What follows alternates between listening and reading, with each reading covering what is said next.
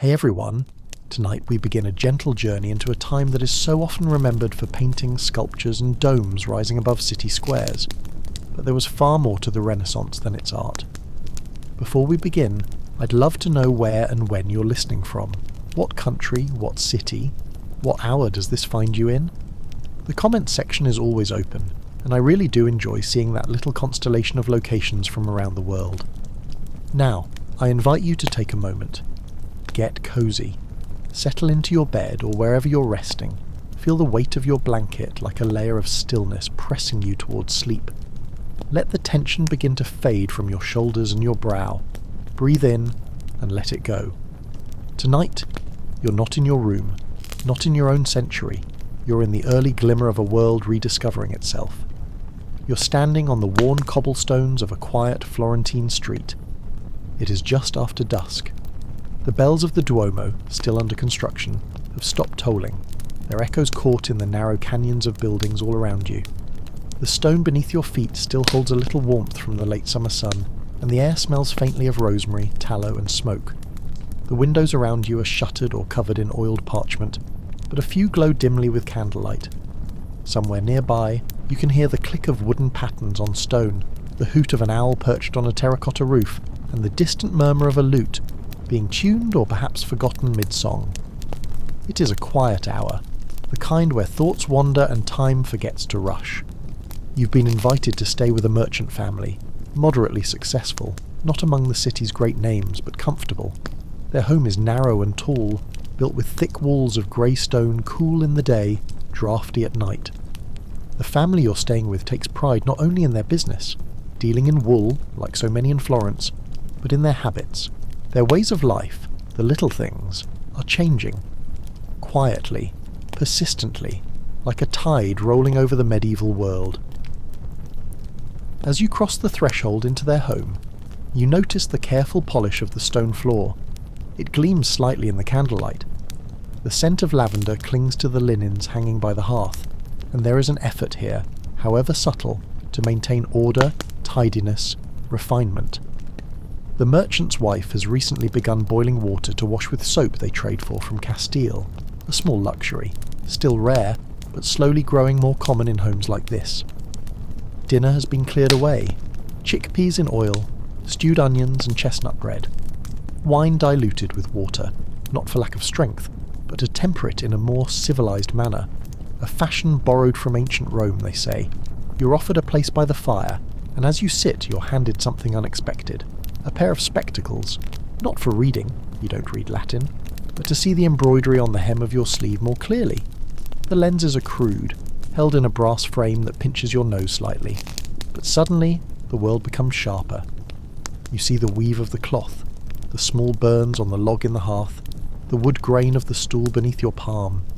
Spectacles, you're told, have been around for 100 years now, but only recently have they begun to change hands beyond the clergy. This household has 2 pairs, made in Venice, the merchant says proudly.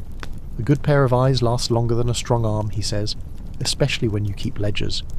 And so, we find the first thread in our story, the one we'll follow through the weeks and centuries to come, the Renaissance in all its quiet revolutions. It is not only about the Sistine Chapel and the Vitruvian Man, not just about popes and patrons, but about what happens in homes like this, at hearths, in bedrooms, at market stalls. The Renaissance is stirring in the ordinary places and in the things people touch. So you spend the evening sitting with this family hearing them talk about the trade winds that carry spices now faster than ever. About the strange new accounting method a rival merchant has started using. With columns and double entries. It sounds complicated but efficient. The merchant rolls his eyes. Flemish nonsense, he mutters. But I'll learn it. You look around the room and take in the signs of subtle transformation. A rug woven with Eastern patterns, bought second-hand. A painted chest with scenes from Ovid's Metamorphoses. Not religious, but mythological. Not quite respectable, but not quite forbidden either. Even the clothes are changing. The wife wears a fitted gown with tight sleeves, a shape unthinkable a generation ago. The children sleep in garments made not of rough homespun, but dyed wool from Lucca, soft to the touch. The little things. And so, as the fire burns low, you prepare to climb the steep ladder to the upper floor where a simple straw mattress waits. You lie down with the scent of wax and herbs still in your nose. You listen to the creaking wood above and the slow wind outside. You don't feel like you're living through a rebirth. There are no trumpets, no proclamations, but something is beginning, a slow, sleepy stir, a candlelit awakening, and as your eyes close in this soft Florentine darkness, the world gently shifts under you, toward a new age. In the early light filtering through the narrow window slits, the stone walls of the upper room begin to lose their chill, though the shadows linger long into the morning. You wake to the soft sounds of a household already in motion below. A merchant's apprentice is shuffling about in the courtyard, pouring water from a wooden bucket into a shallow basin. The soft scrape of wool against stone hints that someone is brushing down a cloak, and from the kitchen comes the low hiss of a pot beginning to boil, its contents unclear but warm and fragrant. You descend the ladder carefully, the wooden rungs worn smooth by years of use, and the morning greets you with the mingled smells of yeast bread and beeswax polish. There is a rhythm to this home, a quiet industriousness that is not frantic but steady, like the turning of a millstone or the flow of coins across a counting board. The merchant Matteo is already seated at his table, quill in hand, a small pile of parchment in front of him. You notice that he does not simply list items or record amounts in the casual way one might expect. Instead, his figures are arranged in neat matching columns, one on the left for what is owed, one on the right for what is paid. Debits and credits. He glances up and explains, not with pride but with a kind of resigned practicality, that this method comes from the north, from the cities across the Alps. Venice has adopted it, and Florence is not far behind. It is clearer, he admits, and more precise. The partita doppia, he calls it, double-entry bookkeeping. It requires careful attention and a more methodical mindset than most traders are used to, but it helps avoid disputes and keep suspicion at bay. This is not the invention of artists or poets, but of merchants trying to make their way through a world of increasing complexity. He reaches for a leather-bound ledger, stiff with use, and hands it to you. The pages are filled with rows of ink, some faded, others fresh, all arranged in tight script that leans forward with intent. He gestures toward a notation dated 2 weeks earlier, referencing a shipment of dyed cloth from Bruges that was delayed due to weather. The cloth has now arrived, slightly damp but unharmed, and must be dried carefully before it can be sold. You watch as he makes a mark, not a simple tick or tally, but a carefully balanced entry that records not only what was spent, but what was expected, and what, with luck, may still be gained. This is a language of precision, one not taught in cathedrals or carved into stone, but practiced in ink and paper in quiet rooms above cobbled streets. As the day stretches forward, you accompany the merchant's son on an errand to the apothecary, crossing through narrow alleys where banners hang limp in the still air, and where water runs in shallow channels beside the road. The boy, perhaps 16, is eager and observant, and he tells you, unprompted, about his fascination not with trade but with the human body. His father thinks it a waste of time, but he has been learning from a physician who sometimes lectures in the cloister near the river. The physician owns books, he says, real books, copied by hand but filled with strange diagrams and foreign names, Galen, Hippocrates, Avicenna. There are stories of new theories, whispered by students from Padua and Bologna, that suggest blood circulates in patterns rather than settling in humours, that illness might be treated by understanding, not simply endured by faith. You pass a small shop where a tailor works by a wide window. He leans over a bolt of cloth, cutting with deliberate precision, using a curved knife and small iron weights. His apprentice stands near the doorway, threading a needle with obvious concentration. Inside, a woman is being fitted with a new gown, and you note the sharpness of its shape, a silhouette unlike the loose, formless robes of a generation before. The bodice is tight, the sleeves fitted, the hem carefully arranged to reveal embroidered stockings beneath. The tailor notices your gaze and nods politely, explaining that styles change as fast as alliances. What was worn in Milan last year is now out of fashion, but Florence, ever prideful, insists on its own interpretation. The fabric itself, he says, comes from Lyon, though dyed in Siena. The pattern was copied from a sketch by a friend in Genoa. Even clothes, once simple necessities, have become part of something larger, A conversation across regions, a tapestry of influence and ambition. You return by way of the marketplace, where a group of foreign traders have set up near the grain stalls. One speaks a mixture of Catalan and French, another gestures animatedly in a dialect you don't recognise. They offer bolts of linen, jars of honey, and curious dried fruits from across the sea. A woman nearby sells small mirrors with polished metal surfaces, not quite glass, but still enough to catch your reflection in wavering detail. Another stall displays combs carved from horn and packets of scented herbs used to mask the less pleasant realities of urban life. The city smells better now than it did when you first arrived, cleaner in places, though the gutters still carry their own chorus of decay. Some homes have begun placing perfumed cloths near windows, and there is talk, unproven but hopeful, that bathing may not after all invite sickness as once believed. Later that evening, you sit again with Matteo, who unwraps a parcel of correspondence tied with coarse twine. Inside are letters, written in a clear, careful hand. One is from a cousin in Pisa, another from a contact in Ragusa, and a third from someone in Augsburg.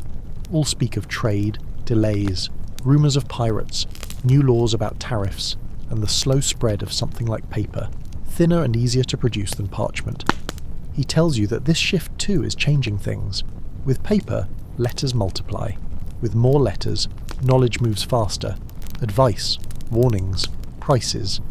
They arrive more often now with less effort. He speaks of this not with excitement but with cautious respect, the way one might speak of an unfamiliar current beneath a familiar sea. The fire burns low again, and the family begins to retire one by one. The merchant's daughter carefully places the spectacles from the night before in a wooden box lined with wool, as though they were more precious than gold. The youngest child yawns as he climbs onto a low bed, pulling a faded blanket over himself. Someone pours the last of the wine into a cup, and the dog curled near the hearth lets out a long breath. There is no celebration, no declaration of change, but you can feel it in the air, the slow thickening of thought, the gentle accumulation of tools, of ways, of ideas. The Renaissance, if it is anywhere, is here, in the way people now look inward, not with fear, but with curiosity. In the days that follow, your presence in the household becomes less unusual. You are given small tasks, mostly to observe and occasionally assist, and as you move quietly through rooms filled with the routines of daily life, you begin to see how the world outside the great halls of power is changing in layers so fine they can be missed unless watched closely. The merchant's family does not speak in terms of eras or revolutions, and yet everything around you hums with the low current of transformation. The changes are not loud, they are in the way bread is measured more precisely now, with balances instead of handfuls, in how the daughter writes in a notebook, not only the daily expenses for the kitchen, but the names of dishes and their ingredients as she experiments with herbs brought by a traveller from the south. Recipes, Matteo says, are beginning to pass from hand to hand, written and kept, not only remembered. A way of fixing knowledge in place, so that it can outlast the person who holds it. One afternoon, the family receives a visitor, a scholar from Bologna who is travelling through Florence on his way to Naples. Though no one seems quite sure what he does there, he arrives with little more than a satchel and a cane carved from olive wood. His eyes are bright and restless, and his speech is slow, thoughtful, as if always slightly detached from the moment. Over dinner, he begins to speak about the universities, about how knowledge is being reordered. The older texts, he explains, are being studied again, but not just copied, challenged, compared, interpreted. In Salerno and Bologna, in Padua and Montpellier, young men are reading Galen and Aristotle, yes, but also Arabic texts that offer newer insights. The great libraries of the Islamic world, Baghdad, Cordoba, Cairo, once so distant, have begun to filter their influence into European minds through translation. Latin scribes in Toledo work day and night, he says, translating volumes from Arabic into Latin, line by line, ink stroke by ink stroke. These books are then recopied in scriptoria and passed quietly through the hands of those who can pay, or borrow, or copy for themselves. The merchant listens without interruption, though his wife appears more sceptical. What good is it, she asks gently, to fill your head with questions that cannot be eaten or traded or worn?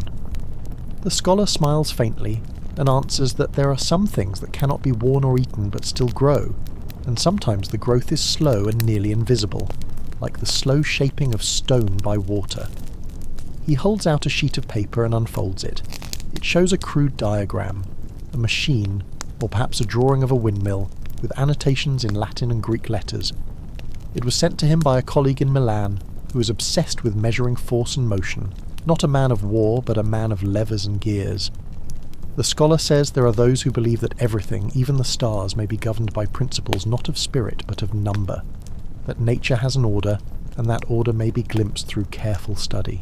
Later that night, after the scholar has gone to sleep on a cot by the storeroom, Matteo speaks to you in the dim silence of the courtyard, where the sky above Florence spreads like a velvet curtain punctured by stars. He says that he does not understand machines or scholars or the mathematics of motion, but he does understand that things are not what they were when he was a boy, that when he was young, you did what your father did, married who your father chose, and believed what the priest said. Now, things feel less certain. Some call it dangerous, others call it possibility. He does not say which it is for him. 2 days later, the scholar departs with little ceremony. His satchel is heavier now, filled with small gifts and perhaps copied texts from Matteo's modest library. One volume, bound in rough calfskin, bears the stamp of a Florentine printer, a relatively new kind of artisan. Books, once the domain of monasteries and noble houses, are slowly becoming a commodity. The press has not yet transformed everything. In Florence, most books are still copied by hand, but already there are whispers of workshops in Mainz and Strasbourg where pages are pressed with inked type, not penned. The rumour seems distant, almost too bold to believe. The scholar's visit leaves a subtle mark. The children, usually quiet during meals, begin to ask questions. Not only the what and how of things, but the why. Why some stars move differently, why one herb soothes a wound and another does not, why the moon changes shape. Matteo answers what he can and admits what he cannot. He has always said that too much learning makes a man restless, but lately he has started keeping one of the scholar's diagrams in the drawer with his ledgers, tucked between bills of lading and shipping manifests. He does not speak of it, but once you saw him take it out and look at it before turning to balance his accounts, as if it somehow steadied him. Meanwhile, in the streets beyond the household, Florence teeters between grandeur and tension. On the Ponte Vecchio, goldsmiths work beneath awnings, shaping delicate filigree for wealthy patrons, while across the Arno, beggars line the alleys, pressing their hands together in silent appeals. Plague is no longer everywhere, but its shadow remains in memory. People clean more now, not always from understanding, but from caution. Perfume sachets are tucked into sleeves, and homes that can afford it burn juniper or lavender. Boiling water is more common in the better houses. The idea is not quite that cleanliness prevents disease. Few fully believe that yet, but that filth is no longer seen as acceptable.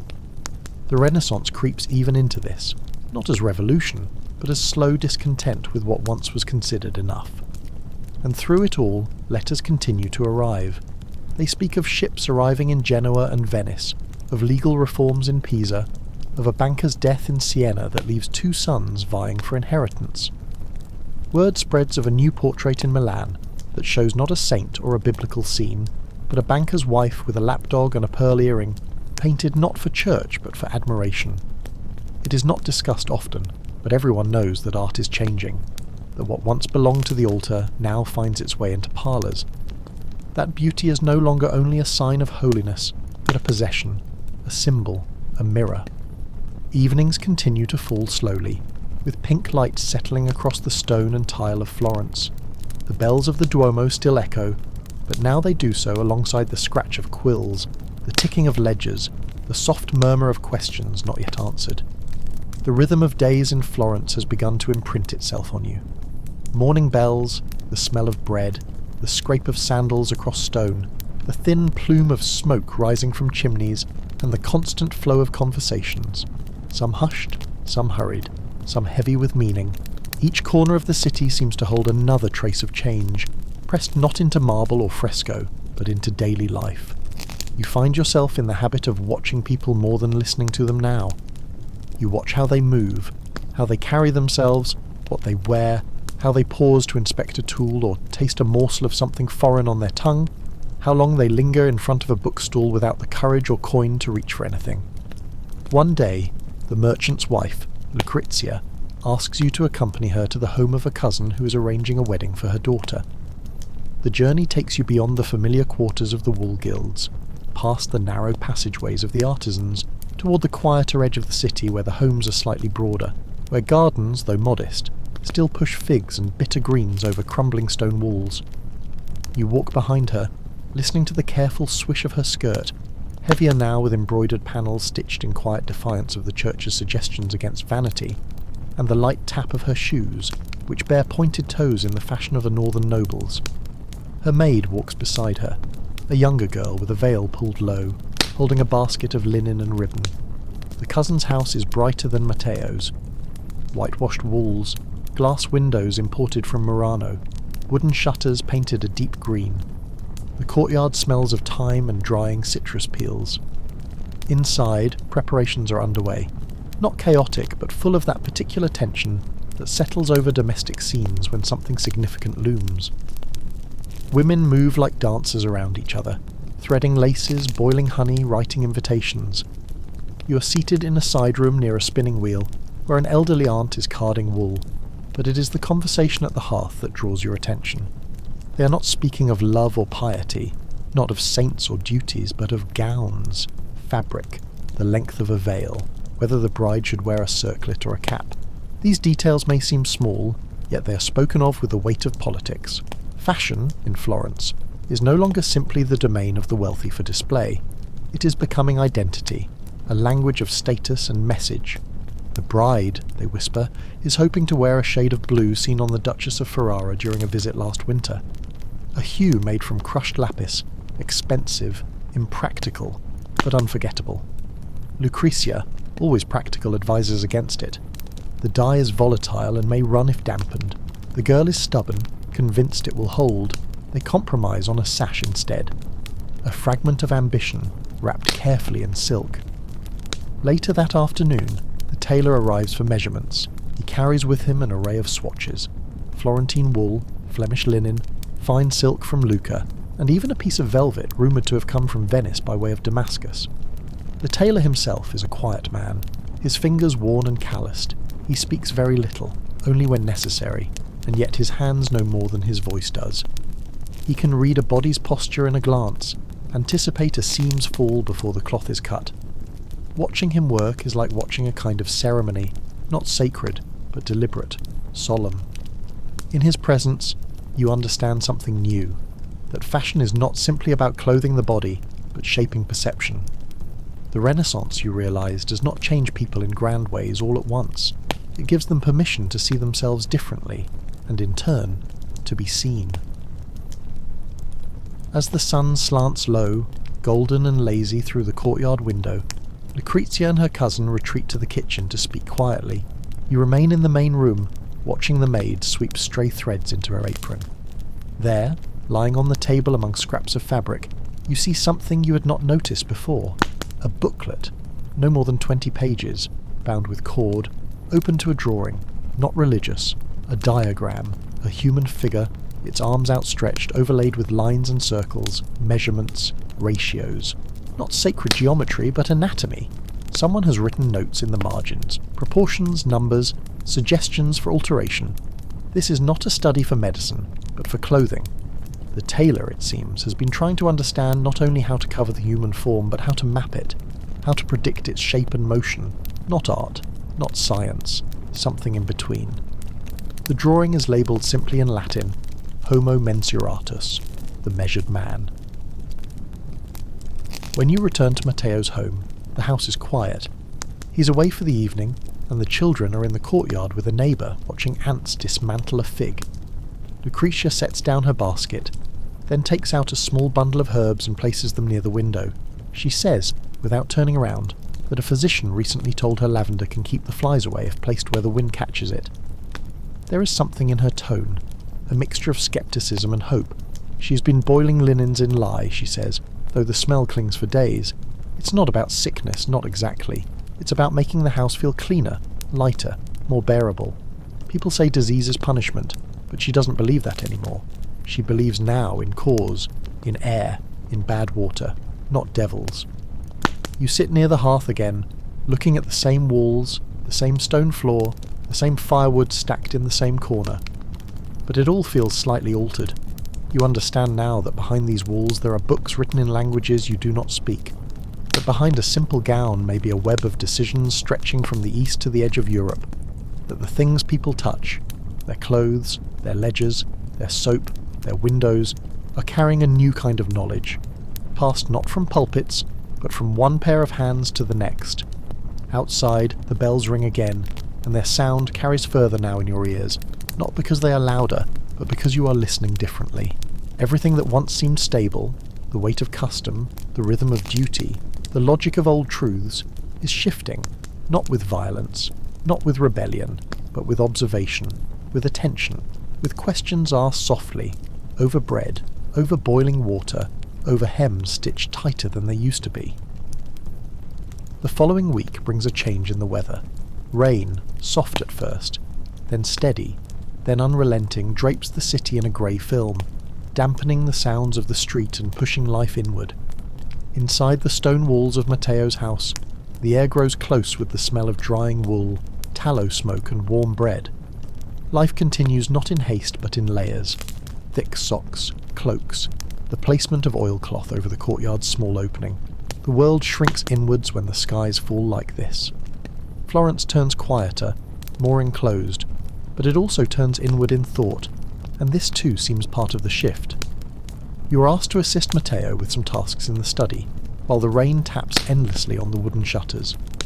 The room, small and square, holds a few books, a writing desk, a single glass flask used for distilling ink, and a narrow shelf lined with little wooden boxes. He is sorting correspondence, not just letters but bills, inventories, brief notes from clients written in a half-legible scrawl. Among these papers are occasional fragments that catch your eye. A small sketch of a gear, a recipe for a vinegar-based cleaner scribbled in the margin of a shipping manifest, a copied paragraph from a Roman text, likely Pliny, about the properties of glass. It strikes you that these slips of knowledge are not separate from trade but entwined with it, carried with bolts of cloth and jars of oil like stowaways. While he works, Matteo speaks about mirrors, not the polished metal ones, still common in households like his, but the newer ones as glass, with a coating of tin mercury on the back, expensive, delicate, made in Murano. These mirrors, he explains, reflect not just a blur of shape but fine detail. A person can see the contour of their eye, the subtle creases of their skin, the precise fall of a lock of hair. He says, almost as if surprised, that his wife now checks her appearance differently, adjusts her posture, examines her teeth. He's not mocking her, only observing. Something about being seen, clearly seen, is shifting how people carry themselves. The mirror, he muses, does not just reflect the self, it invites the shaping of it. He returns to the ledgers and shows you something you've not yet noticed. Symbols, marks that don't correspond to goods, nor quantities, but rather to what he calls adjustments of value. He is in fact accounting not only for real exchanges but for estimated worth, of reputation, of risk, of seasonal shifts. He's begun to track credit, and behind that he's started to predict. Not guess, predict. A subtle, early form of modelling. He does not use the term, but his practice resembles it, a projection not of fate, but of possibility, based on patterns. And this too is new, the idea that the future is not written by divine hand alone, but by trends, choices, logic. After a while, Matteo grows quiet and returns to his writing. You glance around the room again and notice the way his tools are arranged. Knives sharpened, candles trimmed to burn evenly, sand for blotting ink kept dry in a glazed bowl. These small refinements are not luxurious, but deliberate. The Renaissance, it becomes clear, is not about opulence for its own sake. It is about control, about applying thought to detail, about the idea that even simple everyday acts, writing a letter, adjusting a hem, boiling a tincture, can be executed more precisely, and that in doing so one reshapes the world ever so slightly. The next morning, when the rain lightens and the streets begin to glisten with puddles reflecting fractured sky, you walk with the merchant's son to visit a neighbour. The neighbour, a man named Giuliano, is not wealthy but is known for one peculiar thing. He keeps a notebook, a thick unbound stack of parchment tied with a cord and stained at the corners from oil and soot. Giuliano is a tinker, a maker of small tools, hinges, weights, kitchen shears, candle snuffers, but he spends nearly as much time recording his observations as he does crafting. He lets you leaf through a few pages. His notes are not poetic or philosophical. They are curious, precise.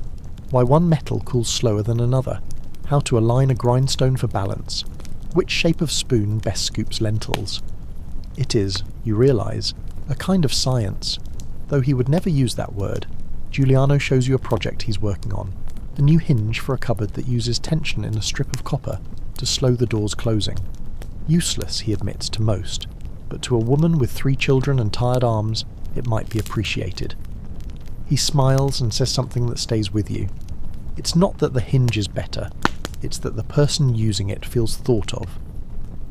This sentence circles your mind later that night as you sit again in the merchant's kitchen. The fire crackles, casting long shadows on the ceiling. The house is filled with the scent of rosemary and the sound of a spoon scraping the bottom of a pot. One of the children is trying to read a letter aloud. The words are mostly familiar, but a few stump him. Lucrezia corrects him gently. She has begun reading more now herself, not for prayer, but for pleasure. Tales of Rome, of distant islands, of strange creatures in the east. She says reading makes the hours softer. She does not speak of it as revolution, only as comfort. But you sense it is more. Later, as the children sleep and the shutters creak under the pressure of the night wind, Matteo mentions that he has heard of a man in Genoa who is mapping the stars by measuring them through a narrow tube. No one believes the man yet, but still they speak of him. Still they whisper his name. Still his story crosses the hills. It is not a time of certainty, but of permission. Permission to observe, to revise, to imagine not only the heavens differently, but the hand, the shoe, the hinge, the mind. There's a subtle difference in how people speak now, though most would not name it. You begin to notice it in the pauses, the hedging of certainties, the slight elevation in tone when someone says perhaps. In Matteo's house, in the marketplace, in the stifling quiet of the apothecary, the word maybe no longer ends a thought. It begins one. This is not the doubt of fear, nor the cynicism of disillusionment. It is a curious kind of doubt, fertile, gentle, the kind that invites attention, that cracks open old ideas like chestnuts and inspects their softness. On a dry morning, you walk with the eldest daughter to deliver a letter. The address is etched into memory, not written on the parchment, and the path takes you uphill, out of the merchant quarters, toward the southern edge of Florence, where gardens slope downward behind high walls. The house you arrive at belongs to a widow who once served as a lady's companion in Mantua, and now supports herself by preparing scented oils and powders. The woman's name is Elisabetta, and she welcomes you with an open courtyard where orange trees grow in planters, carved with mythological faces, their fruit green and hard in the early summer sun. The letter is slipped into her hand with few words. She does not open it immediately. Elisabetta invites you to stay for a moment and shows you her workspace. She does not call it a workshop nor a studio, but simply the back room. Inside, the air is thick with the mingled scents of crushed flowers, resin, vinegar, and wine. There are clay bowls stained with pigment, small glass jars sealed with wax, folded parchment with pressed herbs inside. Her table is crowded with tools, mortar, pestle, tongs, filters made of linen, and along one wall is a small shelf of texts. Not books exactly, booklets, some copied by hand, others bought at great cost. She explains that she learned her trade from a Benedictine herbalist in Mantua, who let her copy parts of his manual in exchange for cleaning his apothecary floor. She still keeps the copied pages wrapped in cloth tied with ribbon. Elisabetta speaks slowly, precisely. She refers to her mixtures as receipts, not potions, and she corrects herself often, updating what she thought she knew with what she's observed. You listen to her explain how rose oil must be cooled in marble, not wood, or the scent changes. How powdered bone of cuttlefish, once thought useful only for whitening teeth, might also soothe a rash if mixed with honey and applied with cotton. These are not spells. They are not miracles, they are not always successful, but they are attempts, and the attempt is where the difference lies. She does not simply preserve knowledge, she refines it. While she works, a customer arrives, a woman from a neighbouring house, perhaps 40, holding her daughter's hand. The girl has a swelling at her temple, a bruise from a fall. Elisabetta inspects it quietly, then prepares a poultice with a mixture she explains in low voice. Ground willow bark, a shaving of soap, vinegar. The customer listens but does not interrupt. No one speaks of saints. No one crosses themselves. When the poultice is applied and tied with linen, the customer leaves coins wrapped in a handkerchief on the table. There is no gratitude spoken, only the exchange of a look, a silent acknowledgement between two women navigating a world in which certainty is no longer gifted but built. You return to Matteo's house that afternoon carrying a small jar of scented water, Elisabetta pressed into your hand, a mixture of lavender and rosemary meant to refresh linens. Lucrezia accepts it with polite appreciation, but also quiet interest. She asks questions. She wants to know what the proportions are, how long the infusion sat, what kind of linen was used.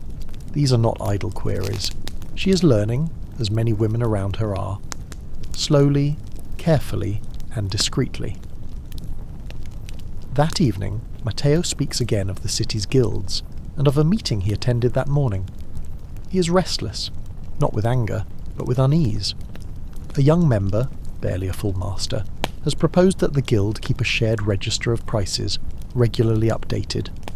The idea was received coolly, too progressive, some said, too complicated. But Matteo is unsure. He suspects that others are already doing this in secret, keeping quiet ledgers not only of what they sell, but of how prices rise and fall with time, with rumour, with scarcity. He leans forward slightly as he speaks, and you realise that he is not defending the idea to you. He is rehearsing it for himself. The thought unsettles him, not because it is dangerous, but because it makes sense. Later, when the fire is lit and the shutters closed against the cooling dusk, Lucrezia takes down a needlework project from a wooden chest. It is a table covering, plain in shape but embroidered along the border with subtle motifs, vines, birds, geometric shapes that grow more complex as they spiral inward. She admits she's copying a pattern from a manuscript brought from Aragon. The needle passes through the cloth in rhythmic silence, and the thread tightens with each pass, drawing the form together. She says that sometimes she dreams of patterns, not saints, not flames or darkness, but woven forms that repeat, that balance. Her eyes remain on the cloth as she speaks. She does not know where the patterns come from, only that they feel right. The merchant's son reads aloud from a book he borrowed from a schoolmaster. The Latin is slow, unsure, but the act itself matters more than the mastery. It is a story of travel, a sailor encountering strange lands and stranger creatures. The younger children sit nearby, not for the story itself, but for the tone of it, the rhythm, the idea that words on a page might hold worlds, and you begin to feel, as the coals burn low and the shutters murmur under the breath of the night wind, that this home, like the city, has become something else, still made of stone and mortar, still flickering with candlelight, but now holding an invisible scaffolding of observation, questions, recording. The walls are unchanged, but the thoughts that pass within them are new, more than new. They are active, they are awake, and though no one names it, though no monument rises in their honour, the women of the city, the weavers, the midwives, the perfumers, the careful keepers of household notes, are building something alongside the scholars and painters, not with fresco, but with fibre, not with epics, but with pattern. They do not shout of humanism, they do not write treatises, but they repeat, adjust, test, and refine. Theirs is the renaissance of the hand, of the home. The rhythm of life in the merchant's household continues to follow its unspoken cadence, the steady rise of bread before dawn, the rustle of linen pulled from the line at dusk, the murmur of conversation while hands remain busy with needle, quill, broom or ledger. But now, even as routine carries the days forward, a certain attentiveness lingers in the air, as if everyone is not only doing but noticing. A new task has been given to you, not difficult, but curious. Matteo asks you to accompany his younger son to the workshop of a man who makes spectacles, not to purchase a pair, the family already owns two, carefully shared, but to have the boy's eyes looked at. He has begun squinting, missing numbers when copying from the ledger. Matteo doesn't scold him. Instead, he tells you quietly that sharp eyes are more valuable now than strong backs. That observation has become currency. The shop is tucked beside a chapel near the edge of the bookbinder's quarter. Its door is low, the threshold worn. Inside, the air smells of dust and glass. The walls are lined with shelves, not of books or tools, but of boxes. Small, square, marked in faded ink. The man who runs the place is old but precise, with a stoop that seems permanent and hands that move in slow, steady arcs. He welcomes you with a nod, gestures for the boy to sit, and begins his work. There is no elaborate device, no formal examination. He simply opens box after box, holding lenses up to the boy's face, watching his reaction, adjusting the tilt, the distance, asking questions with few words. You watch in silence, noticing something that escapes many. The care with which each pair of lenses is handled, the small calculations done not on paper, but in the air, behind the eyes. The lenses themselves are crude by later standards, slightly warped, uneven in thickness, edged in copper or brass, but they serve their purpose. The boy begins to see more clearly, not perfectly but more, enough to count columns, to catch a crooked figure, to read a word without guessing. The man nods once, satisfied, and slips the chosen lenses into a leather frame, simple but well balanced. He does not ask for payment. Matteo has traded cloth with him before, and reputation in these circles is its own kind of coin. On your way back through the streets, you notice how many others wear spectacles now. Not many, but more than before. An older scribe adjusting a note beneath a canopy, a spice seller measuring nutmeg, lenses perched low on his nose, even a monk outside a small chapel, reading beneath a tree, tilting his head as if aligning vision with prayer. These are not ornaments, they are tools, quiet inventions spreading not through fanfare but through need. That evening, Matteo calls for the children and speaks to them not of trade or rules, but of change. Not loudly, not ceremonially. He simply tells them to notice things, that the world they are inheriting is not made only of laws and customs, but of choices. He tells them that knowledge is no longer something held only in churches or noble courts. It is beginning to move in ink, in tools, in shared methods. He says, with the hesitancy of someone unsure how to explain what he feels, that to live now is to shape rather than to obey.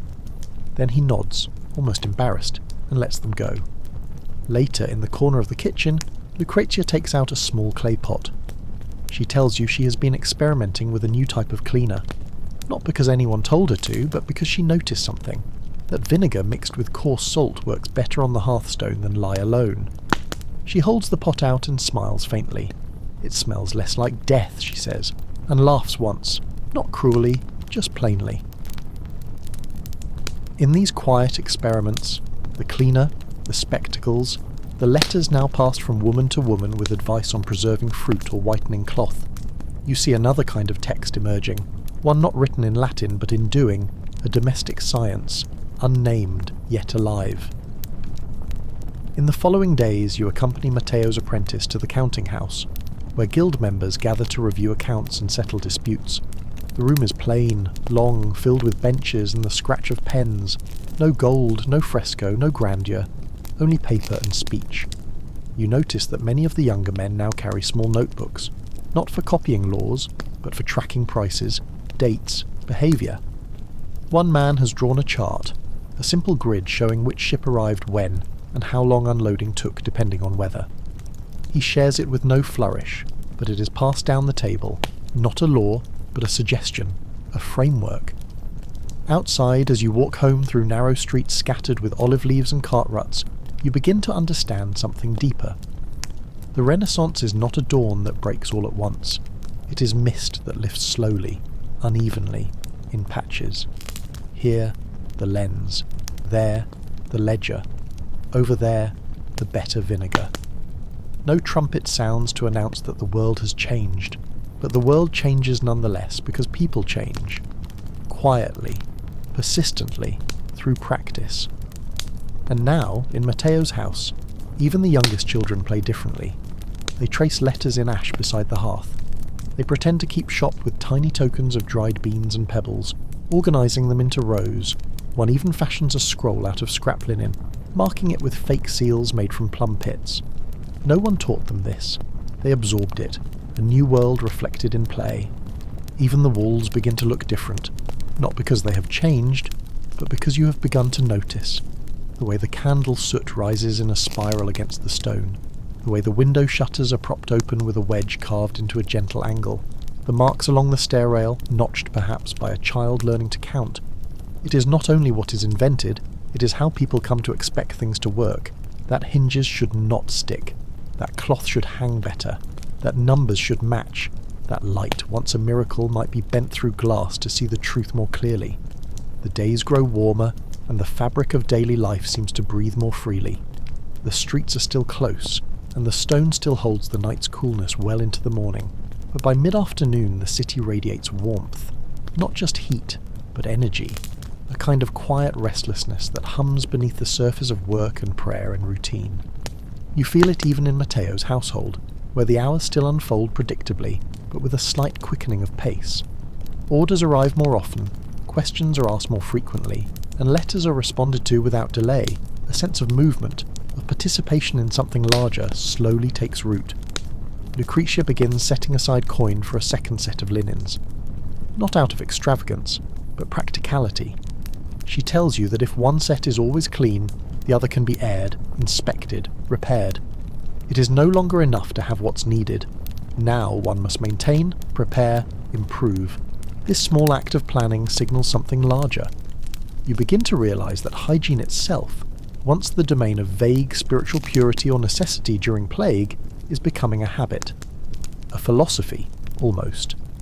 The kitchen now has a small cloth hung above the basin, changed daily. The rushes on the floor are swept out more often and replaced with dried herbs that mask odour and discourage pests.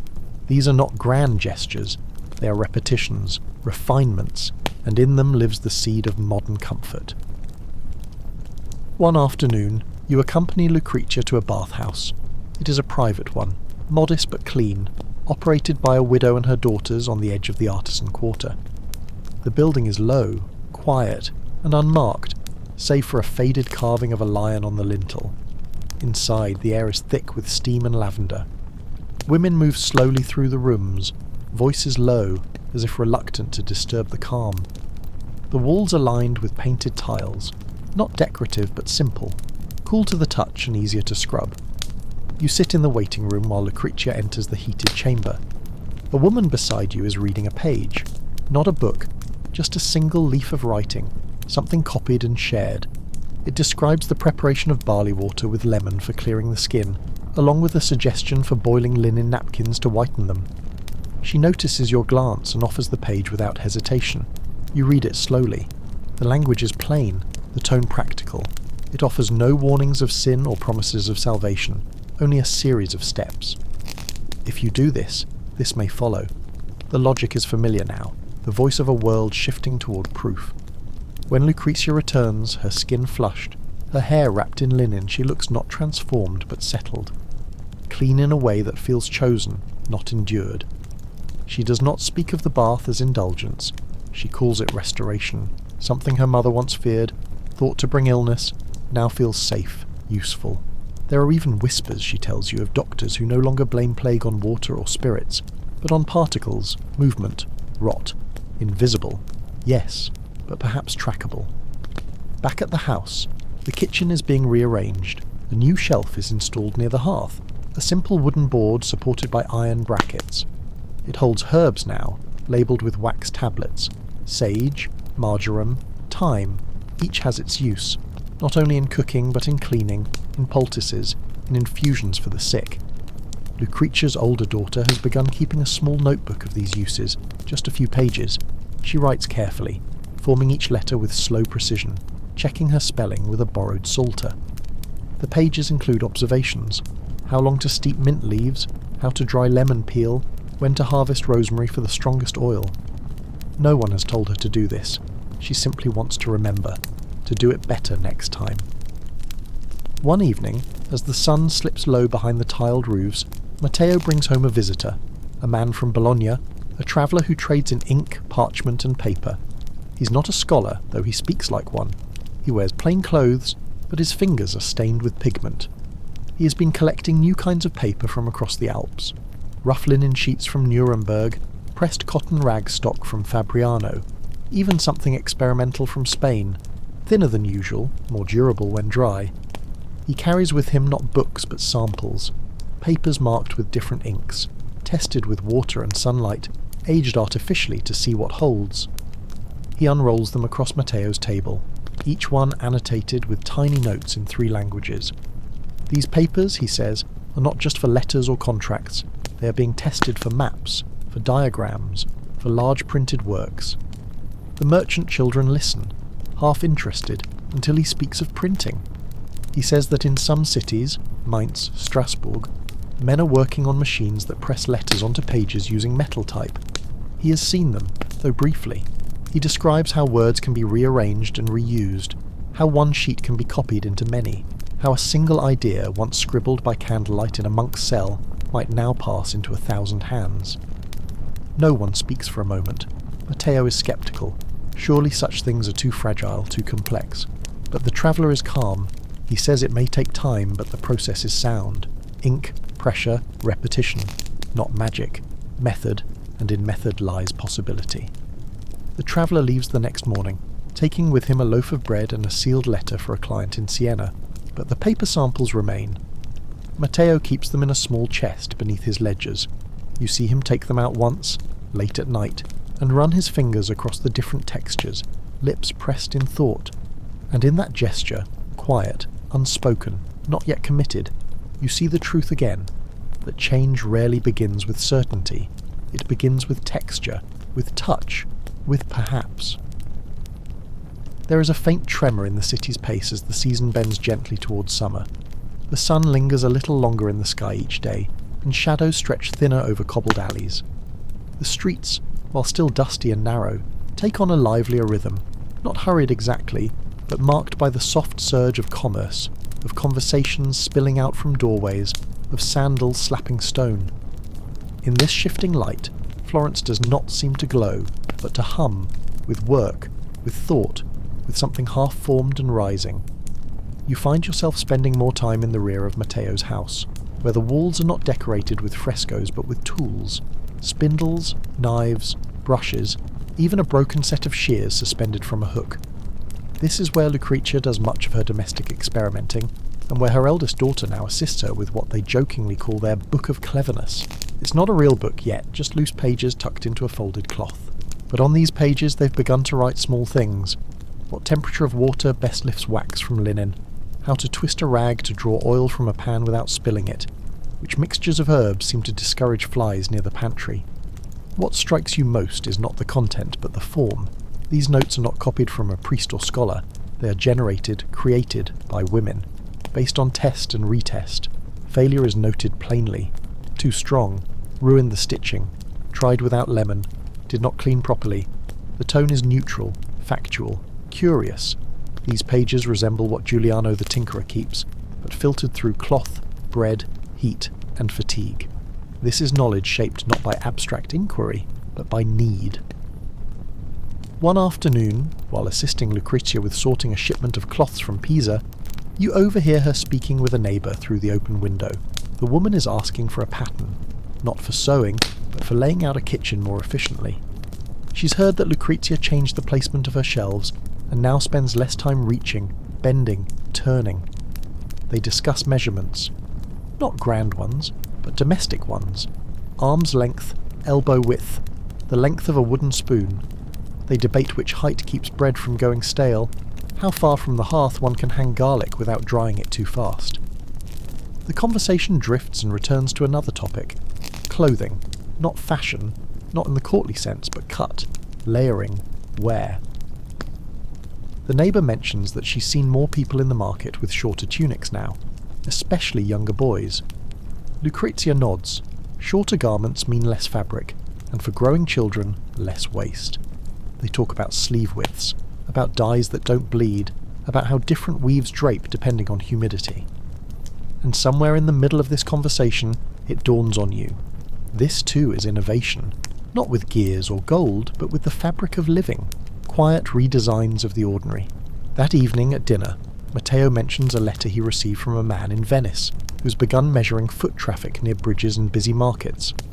Not for taxation, but for arrangement, to see how many passers-by glance at goods displayed on the left side of a stall versus the right. He uses small pebbles to count glances. It sounds absurd at first, but Matteo is intrigued. It suggests, he says, that behaviour is trackable, that choice, even casual, might follow patterns. Lucrezia smiles faintly. She lifts a ladle and says, "Patterns can also be felt in the wrist if you stir enough pots." Matteo laughs, but says nothing. You see it then, the convergence of kinds of knowing. The merchant's data, the wife's repetition, the boy with new spectacles copying numbers, the daughter adjusting her herb tinctures, the tinkerer smoothing metal to test friction. None of them claim genius, none of them speak of Renaissance, but something stirs in all of it, and so you begin to notice garments differently, not as display, but as design. Children wear lighter layers now, easier to wash and faster to dry. You see servants with smocks that allow freer movement. Even Matteo has changed, slightly. His new tunic has hidden ties rather than a belt. Less elegant, perhaps, but more secure. Someone made that decision. A few days later, you accompany Lucrezia to the dyer's quarter.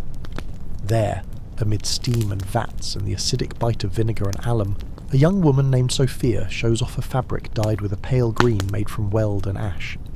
It doesn't fade as quickly in the sun, she says. She doesn't know why. She's tried changing the order of application. Ash first, then weld, then the reverse. She's keeping notes. Her husband thinks it's foolish. But now a glove maker has placed a small order. If the colour holds, she says, she might begin marking her batches. The thought makes her nervous, but excited. Back in the house, Lucrezia has laid out a line of thread samples near the window. Each is dipped in a different solution to test strength after drying. She doesn't call this science. She doesn't call it anything. She just says she wants to stop wasting thread that snaps under pressure. You help her mark the lines, a small coal dot for each strength rating, a triangle for those that resisted fraying.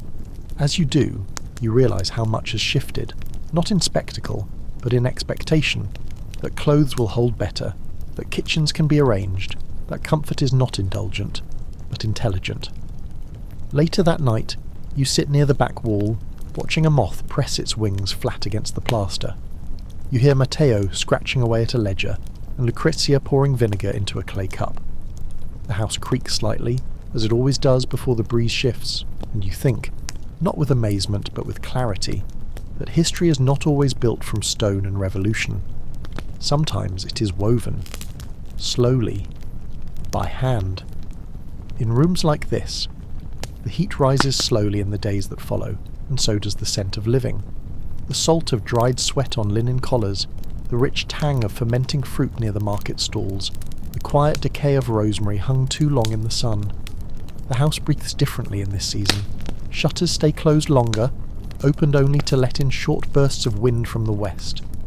Water is carried more often, poured carefully into shallow clay bowls to keep the air damp in certain rooms.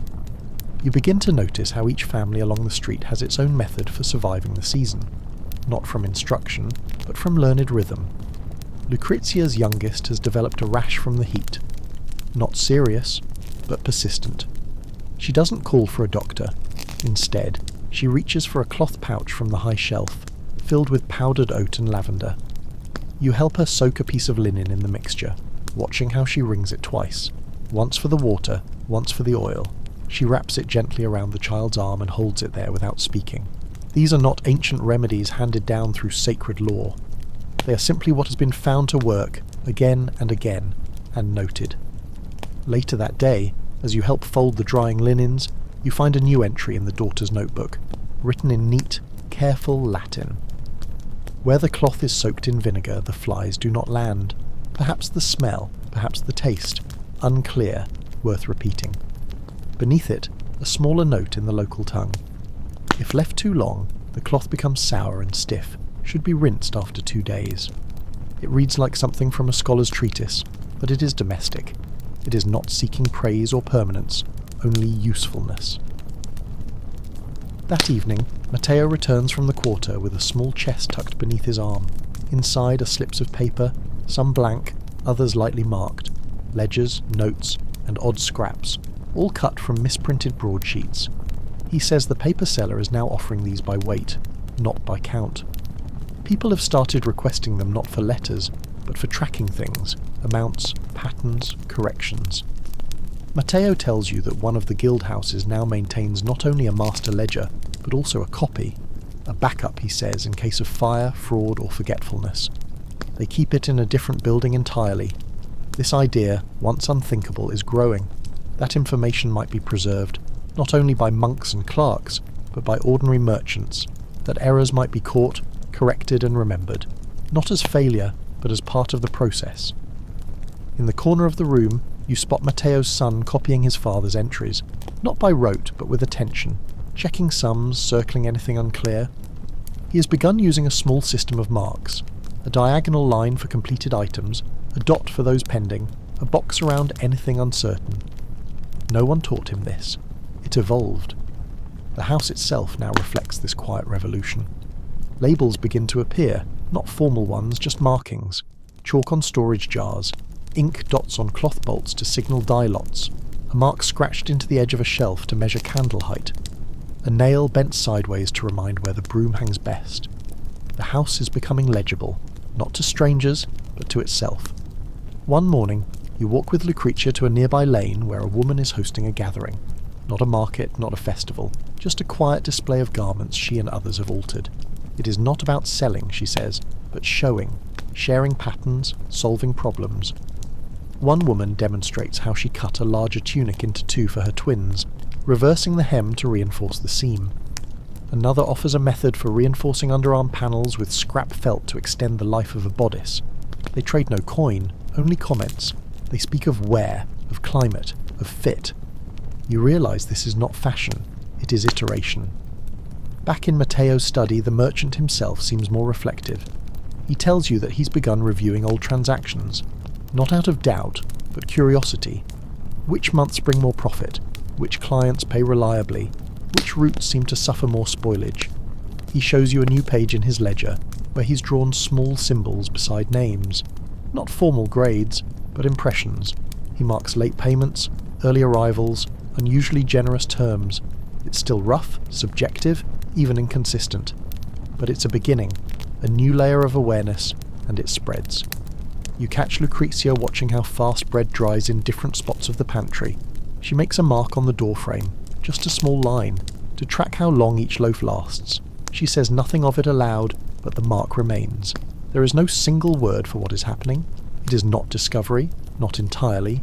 It is attention, and from attention, adaptation, the kind that accumulates quietly, like dust along a windowsill, until one day it is thick enough to be swept into something visible. Durable. In the courtyard one evening you hear laughter. The children are playing again, but differently now. They've arranged stones in a grid and are pretending to sort them by weight, by colour, by shape. One writes numbers in the dirt with a stick, while another insists on checking the pile twice. You watch them argue gently over how to categorise a speckled pebble. Is it grey or white? Should it count as both? You don't intervene.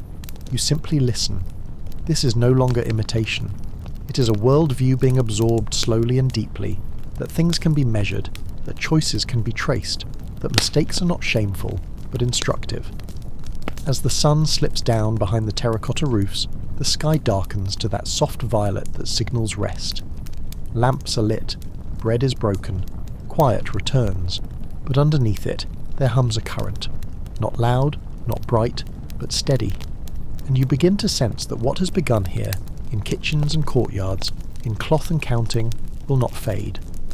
Because once people know they can alter the shape of their days, even slightly, they rarely forget. The days lengthen, and with them the quiet patterns of life deepen. You watch as morning light filters through the latticed windows of Matteo's home, casting soft geometric shadows on the worn floorboards. The air carries a mix of aromas, fresh bread cooling on the table, the faint sharpness of vinegar in the cellar, the gentle earthiness of herbs drying above the hearth. It is a world both familiar and subtly transformed, where the small details of daily routine begin to weave a new kind of fabric, one stitched with intention and quiet ingenuity. In the kitchen, Lucretia moves with a practiced grace. She handles each task deliberately, as if the rhythm of her work is itself a meditation. When she scrubs the wooden cutting boards, she doesn't just rinse them. She scrubs with a paste made from crushed shells and salt, a method she learned from a visiting apothecary who spoke of cleansing not just dirt but invisible impurities.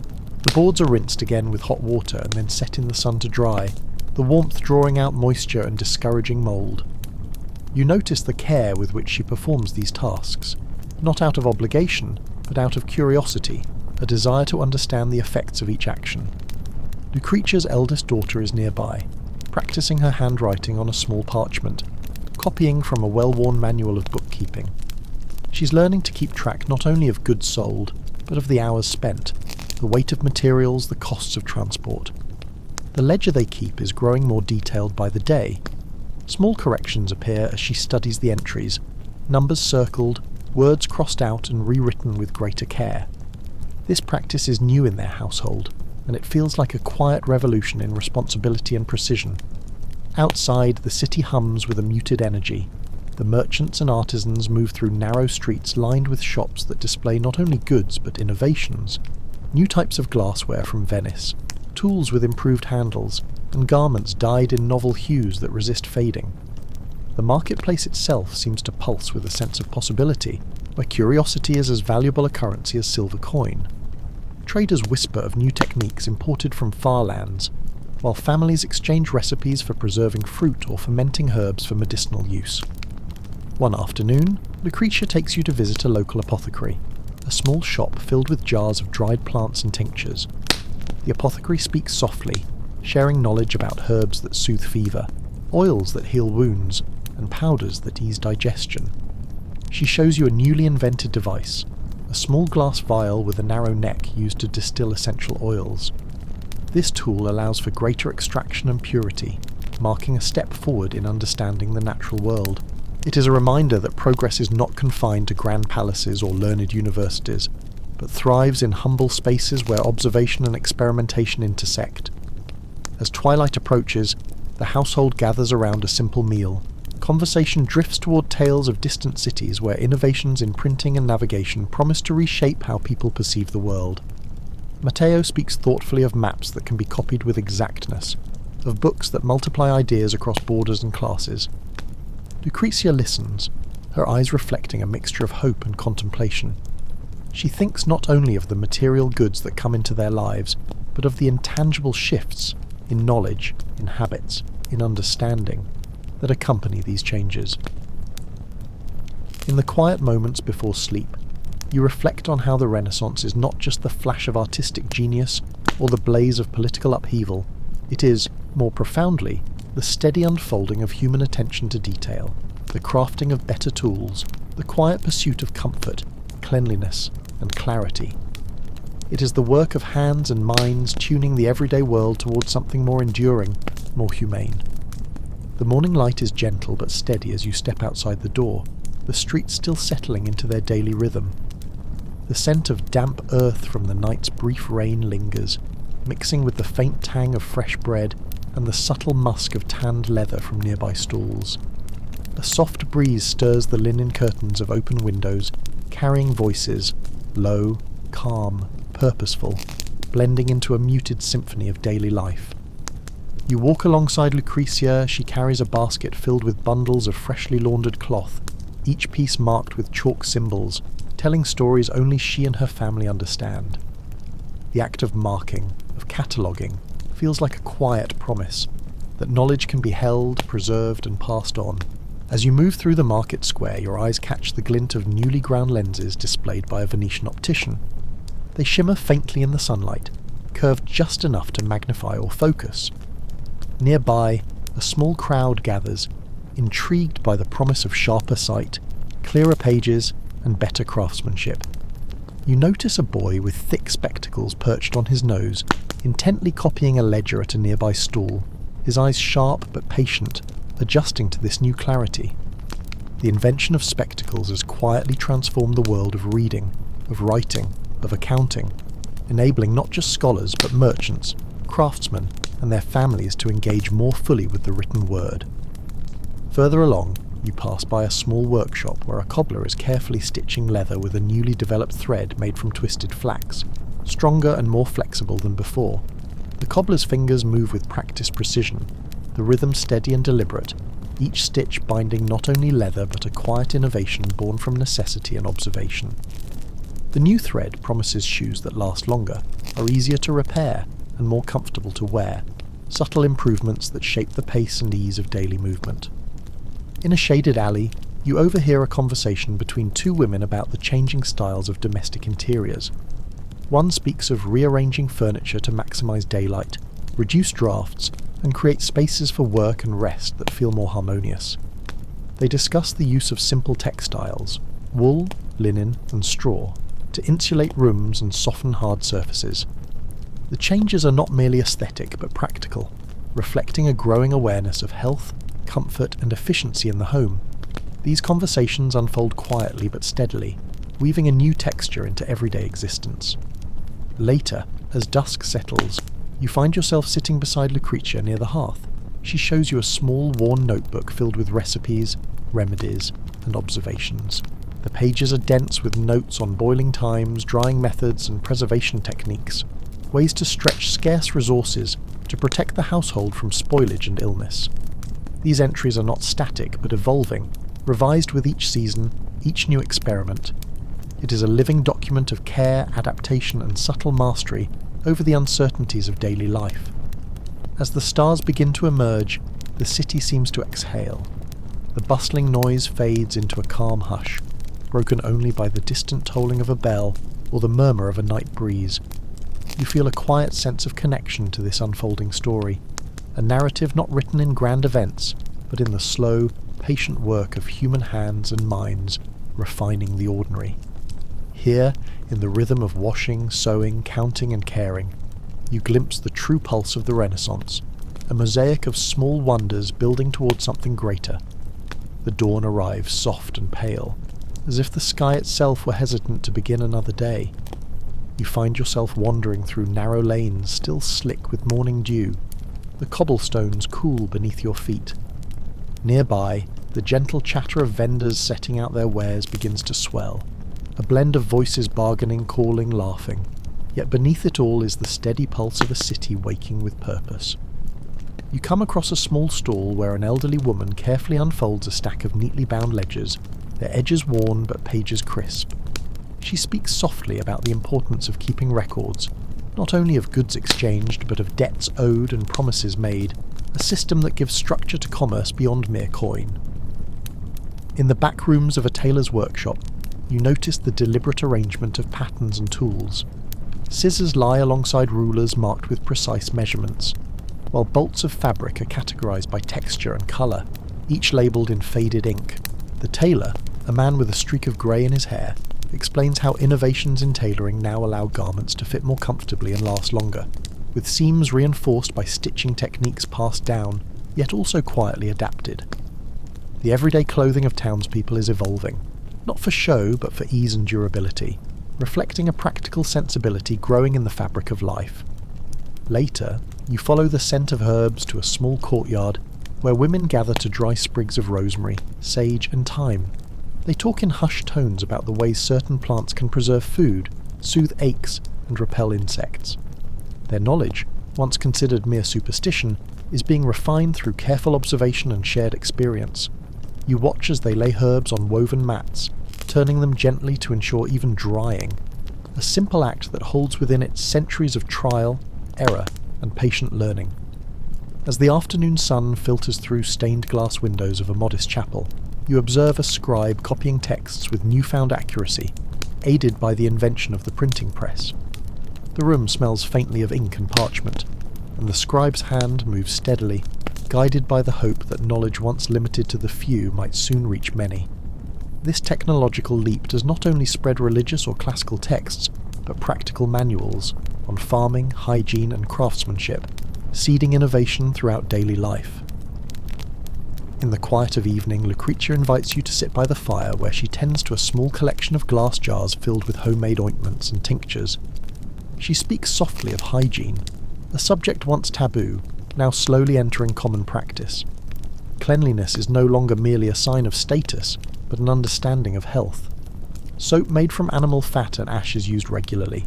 Water is warmed and scented with herbs for bathing. Combs and brushes are shared less often to prevent illness. These small shifts, subtle as a whispered promise, are transforming the rhythm of life. The day fades into night, and as you pause outside Matteo's home, the warm glow of candlelight spills from windows, hinting at countless small acts of care and craft unfolding within. You realise that the Renaissance is not solely a story of grand masterpieces or monumental change, but a mosaic of tiny revolutions, each one quietly reshaping the ordinary world toward a more attentive, thoughtful existence. As the morning mist slowly lifts, the city reveals itself anew, a labyrinth of stone and wood, winding alleys and bustling squares, where the pulse of everyday life beats steadily beneath the grandeur of cathedrals and palaces. You walk alongside Lucrezia as she carries a bundle of freshly washed linen, its fibres still crisp and cool to the touch. The fabric smells faintly of lavender and ash, scents carefully preserved from the hearth and garden. She pauses near a small wooden stand where a merchant displays an assortment of combs, brushes and ear spoons, tools of personal care once rare, now becoming more common in households like theirs. It is a quiet sign of changing attitudes toward the body and cleanliness, a shift moving slowly but surely through the city's homes. Nearby, children play in the shade of a fountain, their laughter soft and light. One boy wears spectacles with thick glass lenses, turning pages of a worn book with deliberate care. You watch him adjust the frame on his nose, a small smile crossing his face as the words come into sharper focus. The invention of eyeglasses, once a novelty for scholars, has begun to reach the hands of common folk. Farmers, merchants, even artisans, granting them a new kind of vision, both literal and metaphorical. It is a small miracle, quietly transforming how knowledge and skill are passed down through generations. In a nearby courtyard, a seamstress works by candlelight, stitching delicate embroidery into a collar. She speaks softly of the practicality of fashion, how layered garments can protect from the chill, how fabrics dyed with local plants hold their colour longer when treated properly, and how clothes can be mended and remade to extend their life. Her fingers move methodically, weaving together beauty and utility in a single thread. This blending of artistry and pragmatism is emblematic of the era, where innovation often emerges not from grand invention, but from the thoughtful care invested in daily life. Later you visit a bakery where the baker discusses the new use of precise measurements in recipes, borrowed from apothecaries and scholars. Instead of approximations, quantities are weighed and recorded, yielding more consistent results. This attention to detail reflects a broader trend towards systematization and repeatability in various crafts and trades. The simple loaf of bread becomes a symbol of progress, its ingredients carefully chosen, its baking times noted, its texture and flavour refined through trial and error. As twilight descends, the city slows, and you find yourself back in Matteo's study. The merchant pores over a ledger filled with columns of numbers, margins dotted with annotations about seasons, weather, and client reliability. This bookkeeping, once the domain of clerks and monks, has become a vital tool for managing risk and opportunity in commerce. It is an early form of data, gathering scattered pieces of information into a coherent whole that guides decisions and shapes futures. The quiet hum of candlelight and whispered conversation fills the room, a soft reminder that the Renaissance is as much about the unseen and unheralded as it is about the famous and celebrated. It is a time when curiosity stirs in every corner, when ordinary people begin to understand that their daily lives, their work, their care, and their curiosity together form the foundations of a new world emerging from the shadows of the past. The morning breaks with a soft grey light filtering through narrow windows, and the city hums awake in slow, deliberate breaths. You find yourself wandering through the quiet lanes, where the air is tinged with the faint scent of wet earth and smoke from distant hearths. Lucrezia's hands are busy weaving a basket, the reeds pliant beneath her fingers as she works with a patience that mirrors the rhythm of the city itself. Nearby, a craftsman demonstrates a newly improved method of tanning leather, soaking hides longer in vats infused with oak bark to produce a softer, more durable material. This innovation, shared between guilds and families, promises better shoes, saddles and harnesses, all crucial for the daily flow of goods and movement. In a small sunlit room, you observe the household's bookkeeping anew. A recent addition is a simple tally system, using marks to indicate not only quantity, but quality, season and source. This nuanced recording helps Matteo anticipate shortages and surpluses, aligning supply with demand in a way previously unthinkable. The ledger has grown thick, worn at the edges, a testament to the accumulated knowledge of months and seasons. The act of writing, once a rare skill, is becoming a shared language, a tool for understanding and shaping the unpredictable world of trade.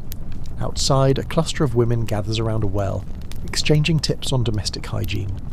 They speak quietly about the new use of scented vinegar for cleaning floors and fabrics, the preparation of herbal washes to soothe skin, and the importance of airing out living spaces to reduce illness. These practices, rooted in observation and experience, reflect a growing recognition that health begins in the home. The boundaries between medicine and daily care blur, weaving a tapestry of practical knowledge passed through generations. As the sun arcs higher, the tailor's workshop bursts with activity. Fabric scraps are sorted meticulously by texture and colour, destined for patchwork clothing or household repairs. The tailor demonstrates a new technique for stitching seams that allows garments to stretch and move more freely, a small but significant improvement that enhances comfort and longevity. This attention to detail in clothing reflects broader changes in how people think about their bodies and their environments, embracing adaptability over rigidity. Later, you join Lucrezia in preparing a meal using fresh vegetables stored in clay pots, treated with a mixture of ash and oil to prevent spoilage. The method is a blend of tradition and innovation, aimed at preserving food longer through careful layering and controlled moisture. As she moves through the kitchen, her hands are steady and sure, each step informed by accumulated knowledge of seasons, storage, and taste. It is a silent dialogue with the earth and the passing of time. As twilight descends, the city settles into a hushed lull. You watch as candles flicker in windows, marking spaces where learning, care, and quiet experimentation continue through the night. The Renaissance, you realize, is not just a series of grand achievements, but an endless series of small awakenings, each one coaxing the ordinary world into new forms of meaning and possibility. The soft light of dawn filters through your window, dust motes floating lazily in the gentle breeze that carries the faint scent of freshly turned soil and blossoming herbs. You follow Lucrezia down the winding streets toward the communal garden, where the earth is still cool and damp from overnight dew. The rows of vegetables and fragrant plants are carefully tended, each one a small testament to patience and knowledge, passed from mother to daughter, gardener to gardener. Here, in this quiet patch of earth, innovation takes root not only in ideas but in the cycles of planting and harvest, in the careful rotation of crops that keeps the soil fertile and alive. Nearby, you notice a new addition, a rudimentary greenhouse constructed from wooden frames and stretched linen, designed to protect tender seedlings from unexpected frost.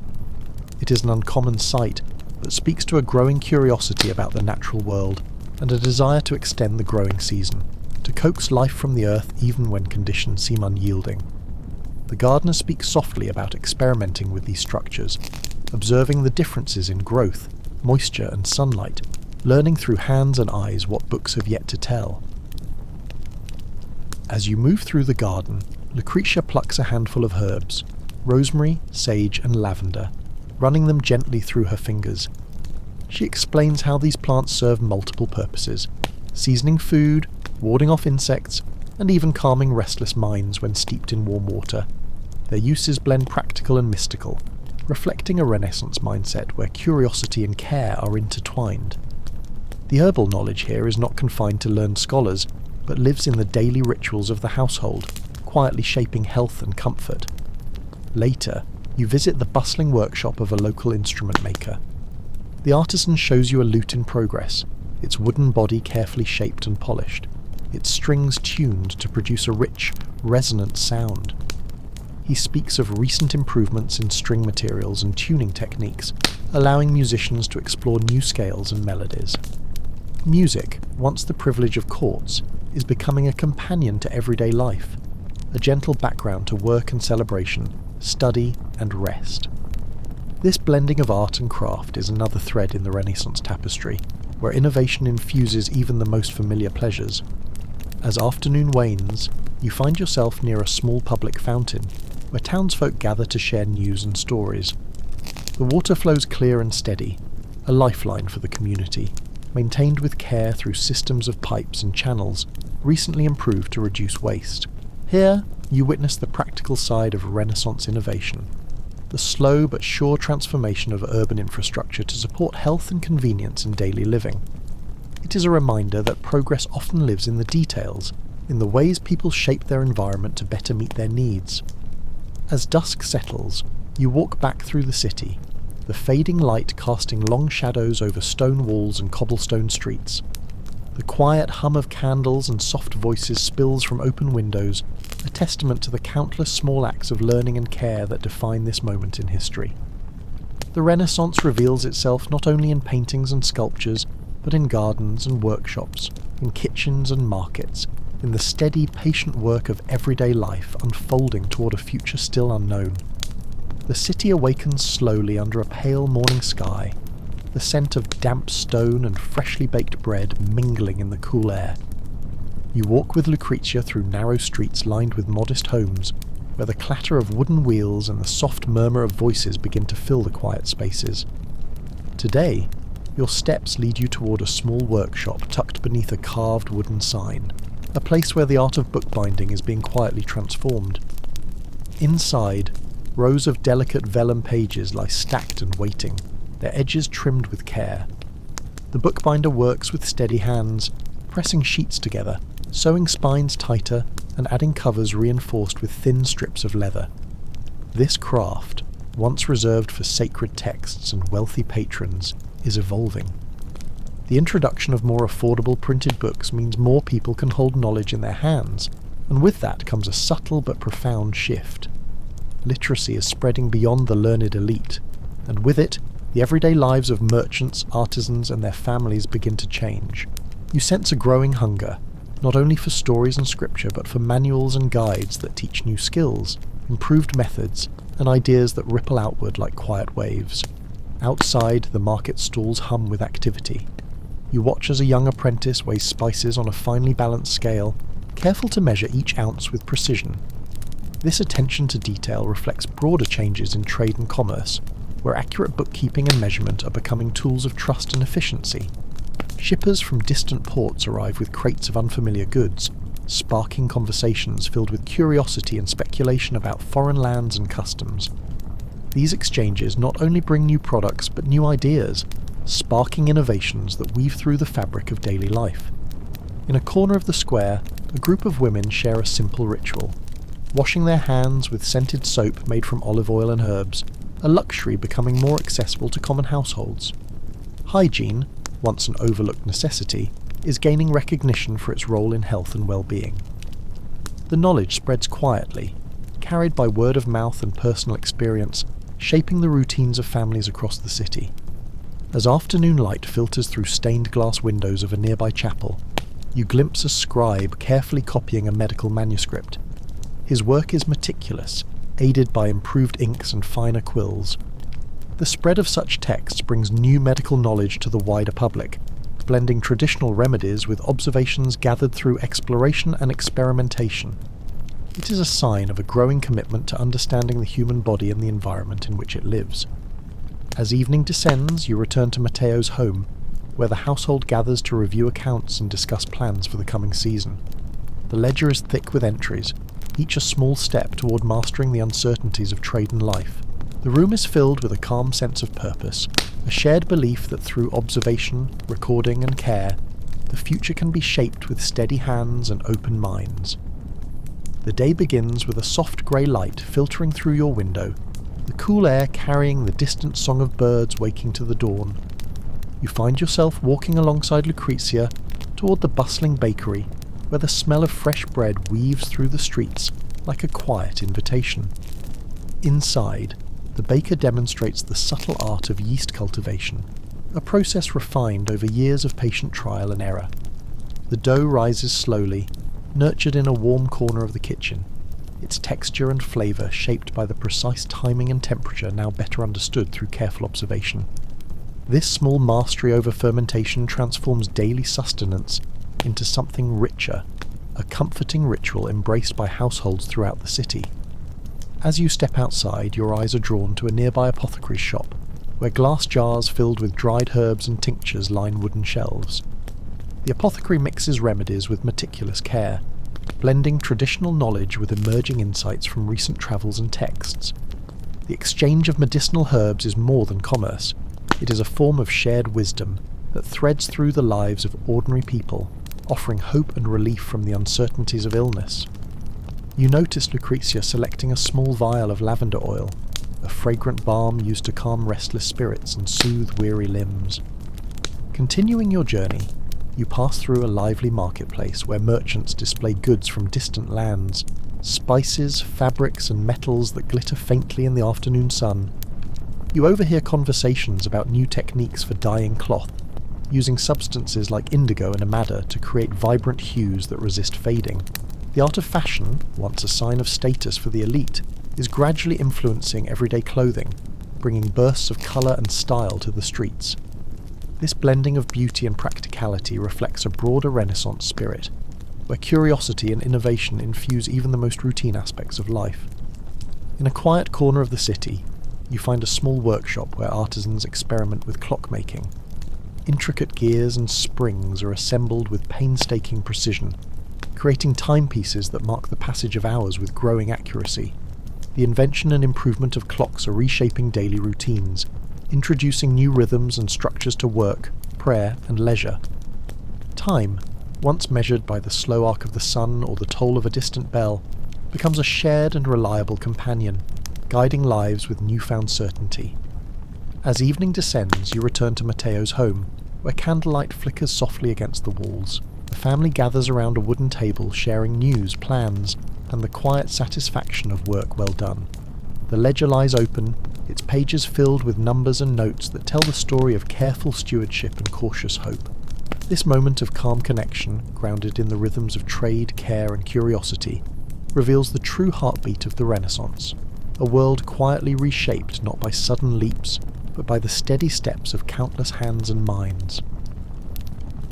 The morning light arrives soft and muted, filtering through wooden shutters to touch the worn stone floor of Matteo's home. Outside, the city begins to stir with the gentle sounds of footsteps and murmured greetings. You follow Lucretia as she leads you through twisting alleys toward a small workshop known for its delicate glassware. The artisan there shapes molten glass into fine vessels, their surfaces catching the light like tiny prisms. Glass, once a rare and precious material, is becoming more common in this era, its clarity bringing new ways to observe the world. You watch as the craftsman carefully fashions lenses that will be used not only for spectacles, but for simple magnifying tools, helping apothecaries, jewellers, and scholars alike to peer more closely at the details hidden from the naked eye. Nearby, you pause by a humble fountain where townsfolk gather, filling wooden buckets and exchanging news. Conversations drift toward the increasing importance of public health, how clean water and proper waste disposal can prevent illness, a lesson hard learned but slowly embraced. The city's administrators are beginning to implement basic sanitation measures, recognizing that the well-being of the community depends on such unseen but vital efforts. It is a reminder that the Renaissance's advances are not confined to grand palaces, but flow through the streets and homes of everyday people. In a sunlit courtyard, Lucretia shows you a new approach to domestic organisation. Instead of large, cluttered rooms, families are beginning to separate spaces by function. Areas for cooking, sleeping, and storage clearly defined to improve comfort and efficiency. Wooden chests with locks keep valuables safe, and shelves hold carefully labelled jars of spices, herbs, and dried goods. This attention to order reflects a growing understanding of how environment shapes daily life, bringing a quiet dignity to the routine. Later, you enter the bustling market where merchants display carefully weighed goods and newly printed price lists. The practice of standardizing measures, length, weight, volume, has begun to spread, reducing disputes and fostering trust. Such innovations in commerce ripple outward, supporting more complex trade networks and the exchange of ideas as much as goods. You glimpse the threads connecting the meticulous bookkeeping in Matteo's home to the larger systems that weave the city together. As the sun dips low, casting long shadows across stone facades, you return home with Lucrezia, carrying the quiet satisfaction of having witnessed the subtle revolutions shaping this time. The Renaissance is not merely a rebirth of art and philosophy, but a gentle awakening in the practical, everyday acts that knit the fabric of life. Innovation born not from sudden flashes, but from steady, thoughtful care. The morning breaks gently, the soft light spreading across rooftops and casting a warm glow over the waking city. You find yourself walking with Lucrezia toward a modest workshop, nestled between the bustling market stalls and the quiet homes of artisans. Inside, the rhythmic tapping of a woodworker's tools fills the air, a steady, soothing sound that echoes through the space like a heartbeat. The craftsman shapes wooden furniture with careful precision, crafting sturdy chairs and tables designed for comfort and practicality rather than mere decoration.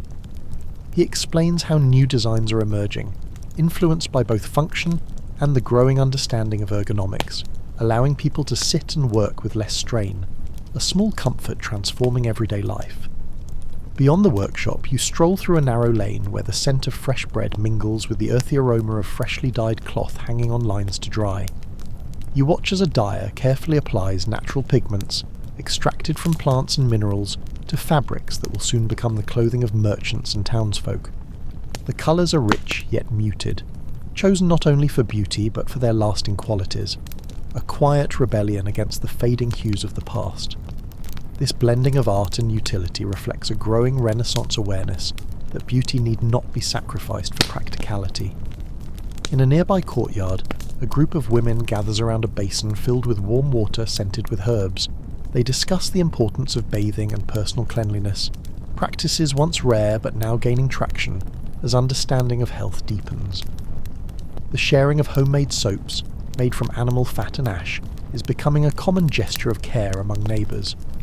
This slow shift toward hygiene marks a quiet but profound change, reshaping daily routines and social interactions alike.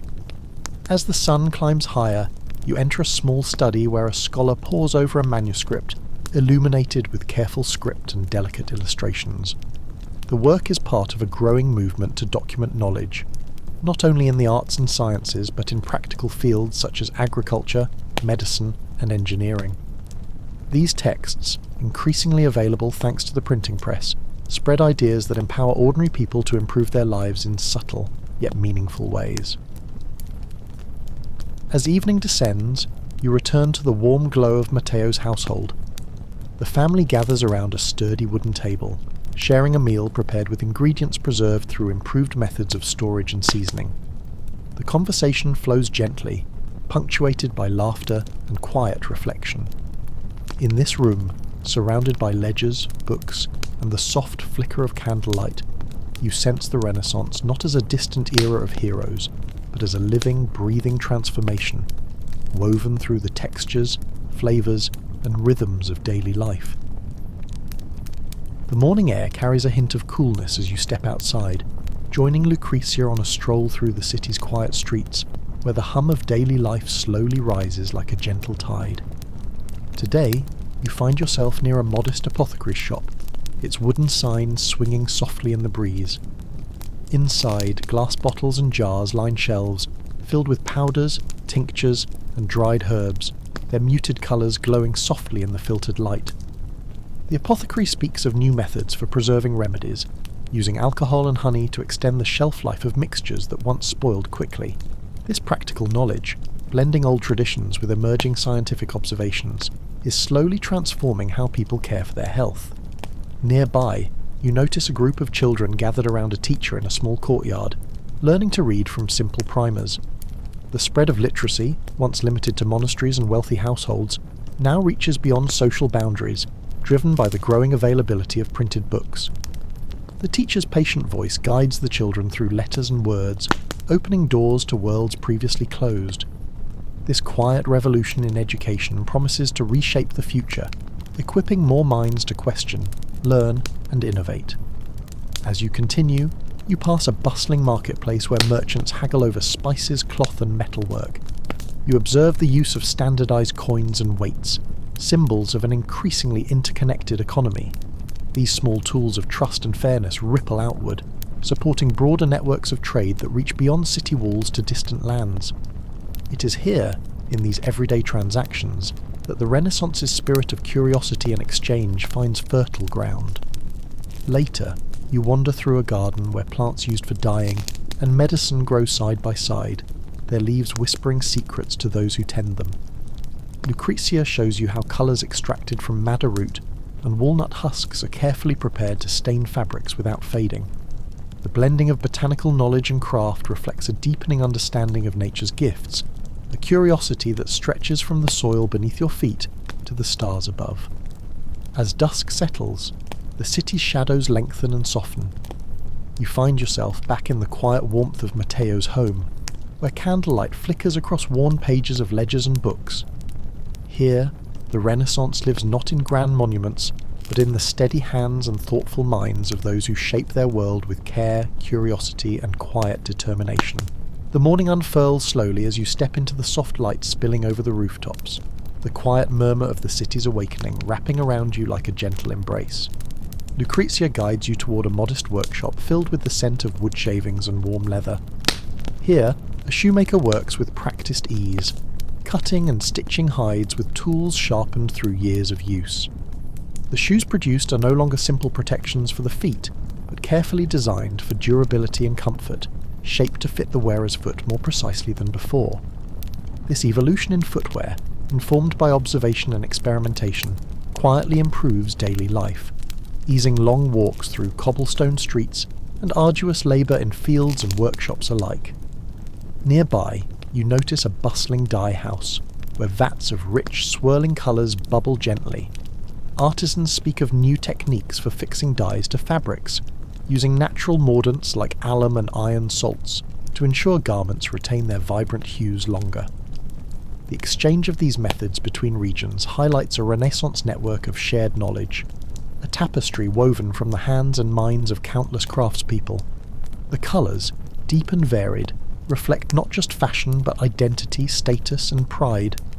Passing by a cluster of homes, the faint scent of herbs and soap drifts from open windows. Inside, women prepare lavender-infused water and prepare clothes for washing, using early soaps crafted from lye and fats. These practices, once rare luxuries, become daily habits that foster health and well-being.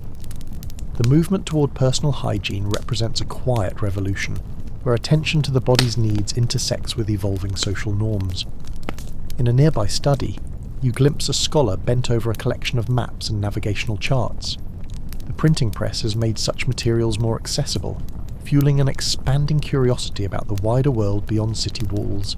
Explorers' tales inspire both awe and practical innovation, influencing everything from shipbuilding to trade routes. The Renaissance spirit of discovery pulses in these moments, linking the everyday with the vast unknown. As twilight deepens, you return to the calm sanctuary of Matteo's household, where the flicker of candlelight plays across familiar faces and well-worn tomes. The ledger lies open, a record of careful stewardship, while the quiet conversations weave the threads of family, work and hope. Here, within these walls, the Renaissance breathes quietly, not in the grand gestures of history, but in the steady, unassuming innovations that shape lives and futures alike. The dawn breaks softly, the pale light weaving through the narrow streets and casting long, gentle shadows across the stone facades of the city. You find yourself walking alongside Lucrezia as she leads you toward the bustling harbour, where the scent of salt water mingles with the faint creak of wooden ships swaying against weathered docks.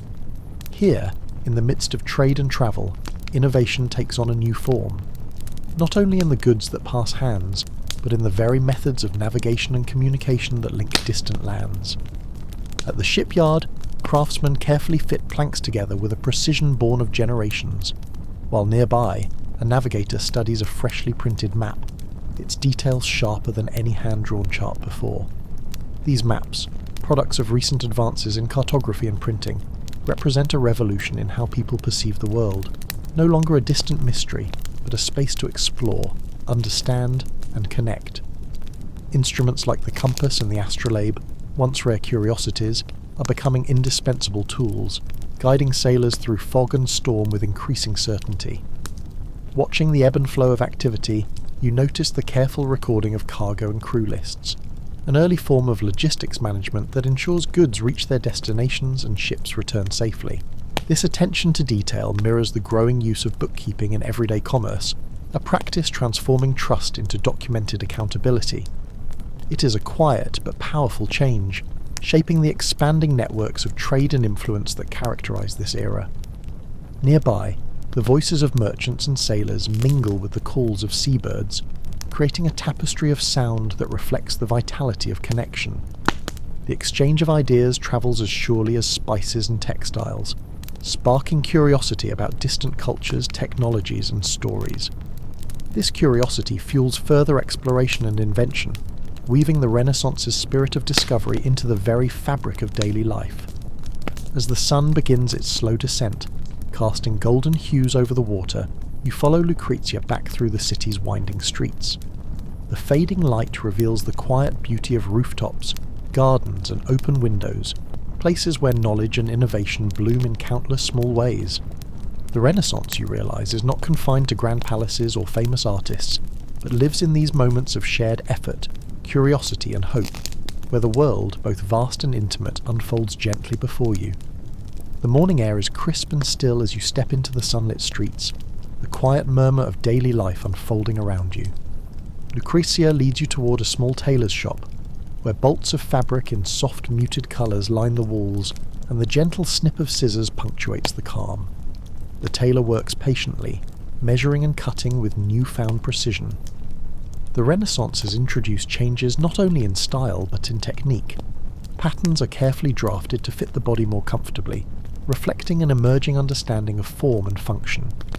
Clothing, once simple and utilitarian, becomes an expression of personality and subtle social signalling, woven from threads of innovation and tradition. Outside, in the bustling marketplace, you notice that merchants now carry small books with detailed inventories and accounts, their pages filled with neat handwriting and careful calculations. The practice of double-entry bookkeeping, imported from merchant cities like Venice, is transforming commerce, providing clearer records and fostering trust among buyers and sellers. This system, a quiet revolution in itself, supports the growth of businesses and the expansion of trade far beyond what was once possible. Nearby, a potter shapes clay on a spinning wheel, creating vessels both beautiful and practical. The wheel, a technology refined over centuries, allows for greater uniformity and speed in production. Combined with improved kilns, these advances mean more households can afford sturdy, well-crafted pots and dishes, making cooking and storage easier and safer. This subtle improvement in domestic life contributes to a growing sense of comfort and stability. As you walk further, the faint sound of water trickling draws your attention to a public bathhouse, recently refurbished with better plumbing systems. Bathing, once irregular and often frowned upon, is becoming a more accepted and even celebrated practice. The bathhouse offers a communal space for relaxation and cleanliness, an embodiment of changing attitudes toward health and the body. Here, social life and hygiene intersect, marking a gentle shift in the rhythms of daily living. As dusk settles, you return to Matteo's home, where the warm glow of candlelight illuminates familiar faces and well-worn objects. The household gathers quietly, their conversations weaving the fabric of community and care. In this space, the Renaissance breathes softly, not through grand gestures, but through the steady unfolding of innovation, curiosity, and the simple acts that shape everyday life. The soft light of morning spills gently across the rooftops, and you find yourself wandering with Lucrezia toward a quiet corner of the city, where a small workshop hums with subtle activity. Here, a cobbler carefully repairs worn shoes, using new glues and stitching techniques that extend their life far beyond what was once possible. This humble craft reflects the Renaissance's quiet commitment to improvement, not through grand inventions alone, but through steady refinements that ease daily burdens. You notice how the leather, once stiff and uncomfortable, is now treated with oils and waxes that soften and protect, offering small comforts to those who walk the city's cobbled streets. Nearby, a group of women gather around a wooden table, their hands deftly sewing garments and mending linens. The threads they use have become stronger and more colourful, thanks to innovations in spinning and dyeing. These simple acts of care, repeated countless times each day, sustain families and communities. In their quiet rhythm, you sense a deeper transformation. The rise of domestic skill as a valued form of knowledge, passed from mother to daughter, shaping lives in subtle but enduring ways.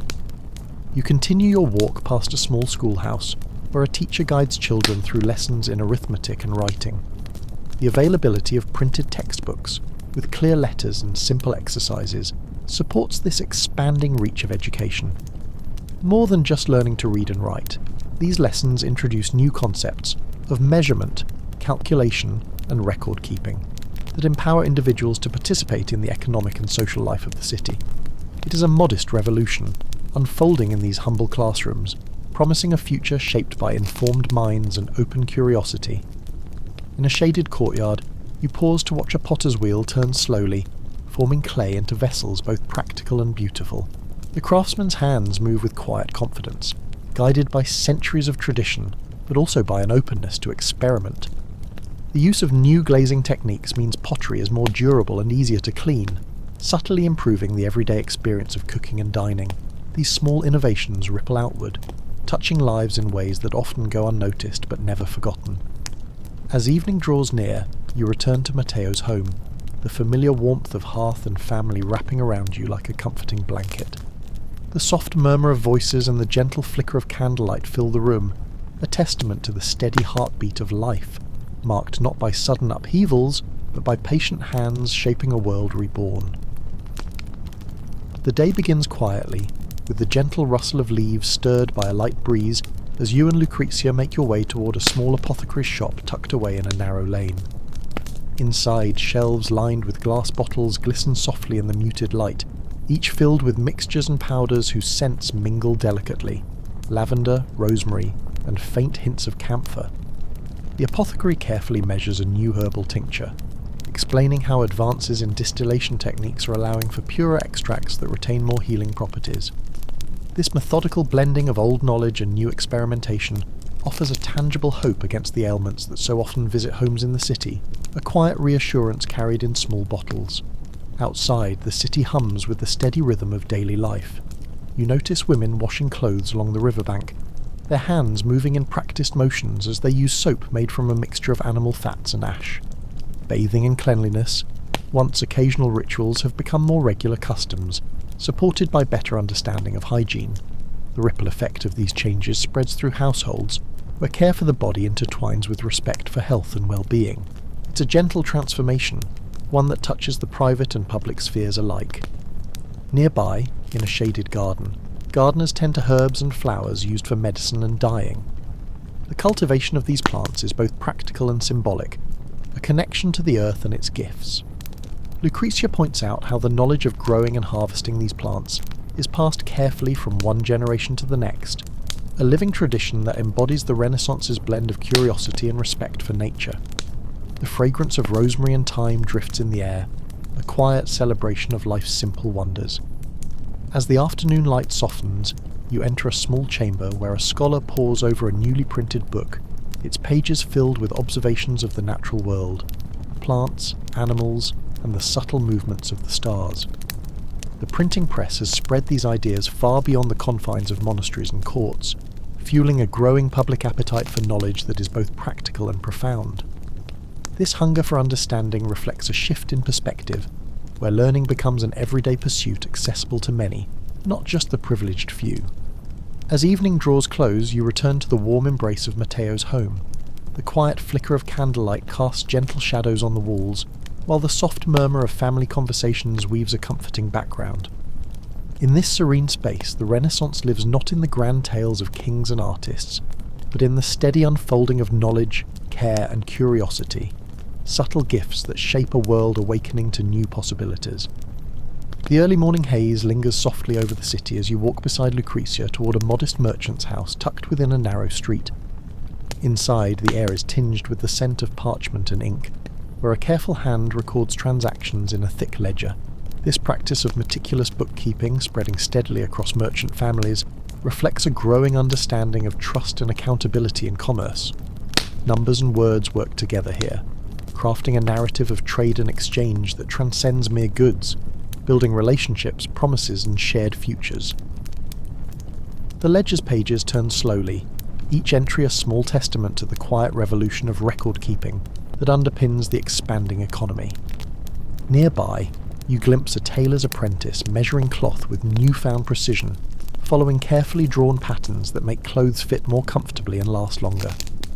The art of tailoring is evolving beyond simple assembly. It becomes a form of craftsmanship that combines creativity with technical skill. As fabric is cut and sewn, you notice how fashion begins to reflect not only status, but personal identity, a subtle language of fabric and form spoken by those who wear it daily. Outside, the sound of flowing water leads you to a public fountain, where townsfolk gather to fill vessels and share news. The fountain is more than a source of water. It symbolises a shift in urban planning toward improved sanitation and public health. Clean water, once a luxury, becomes a priority, its steady flow marking progress in the understanding of community well-being. These changes, though quiet, ripple through the daily lives of people, shaping the rhythms of work, rest, and social connection. As afternoon light filters through stained glass windows of a nearby chapel, you watch artisans diligently restore frescoes, using techniques rediscovered from classical sources. Their careful strokes bring faded images back to life, but you realise this artistic revival parallels another kind of restoration, that of knowledge, customs, and everyday innovations quietly changing the fabric of society. Here, tradition and progress meet in the calm hands of those who carry history forward. Returning to Matteo's home, you feel the comforting weight of continuity, of hands that build, minds that learn, and hearts that nurture. The Renaissance breathes softly here, in the steady unfolding of everyday life, where small innovations weave together a tapestry of renewal and hope. The soft light of dawn filters through the latticed windows as you and Lucrezia wander toward a quiet corner of the city, where a modest bakery fills the air with the warm scent of freshly baked bread. The baker works patiently, kneading dough with practiced hands that have mastered new techniques to improve texture and flavour. Innovations such as better fermentation and the introduction of refined milling methods mean bread is lighter and more nourishing than ever before. This humble staple, once coarse and heavy, now sustains the city's inhabitants with a quiet grace, nourishing both body and spirit.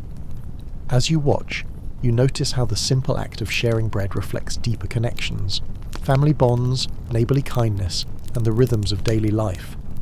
Nearby, you glimpse a small workshop where a locksmith carefully crafts intricate keys and locks. These devices, once crude, now incorporate subtle improvements that enhance security and privacy. The increasing use of locks in homes and businesses signals a growing awareness of personal property and safety, a reflection of changing social dynamics as cities expand and evolve. The locksmith's delicate work embodies the Renaissance spirit of blending art, science, and practicality in even the smallest of details. You continue your walk through bustling streets where merchants trade goods from distant lands, spices, textiles, and metals, and listen to the lively exchanges conducted with the aid of standardized measures and currencies. These tools, though often overlooked, form the backbone of fair commerce, fostering trust across cultures and geographies. Their widespread adoption marks an important step toward interconnectedness in a world growing ever larger.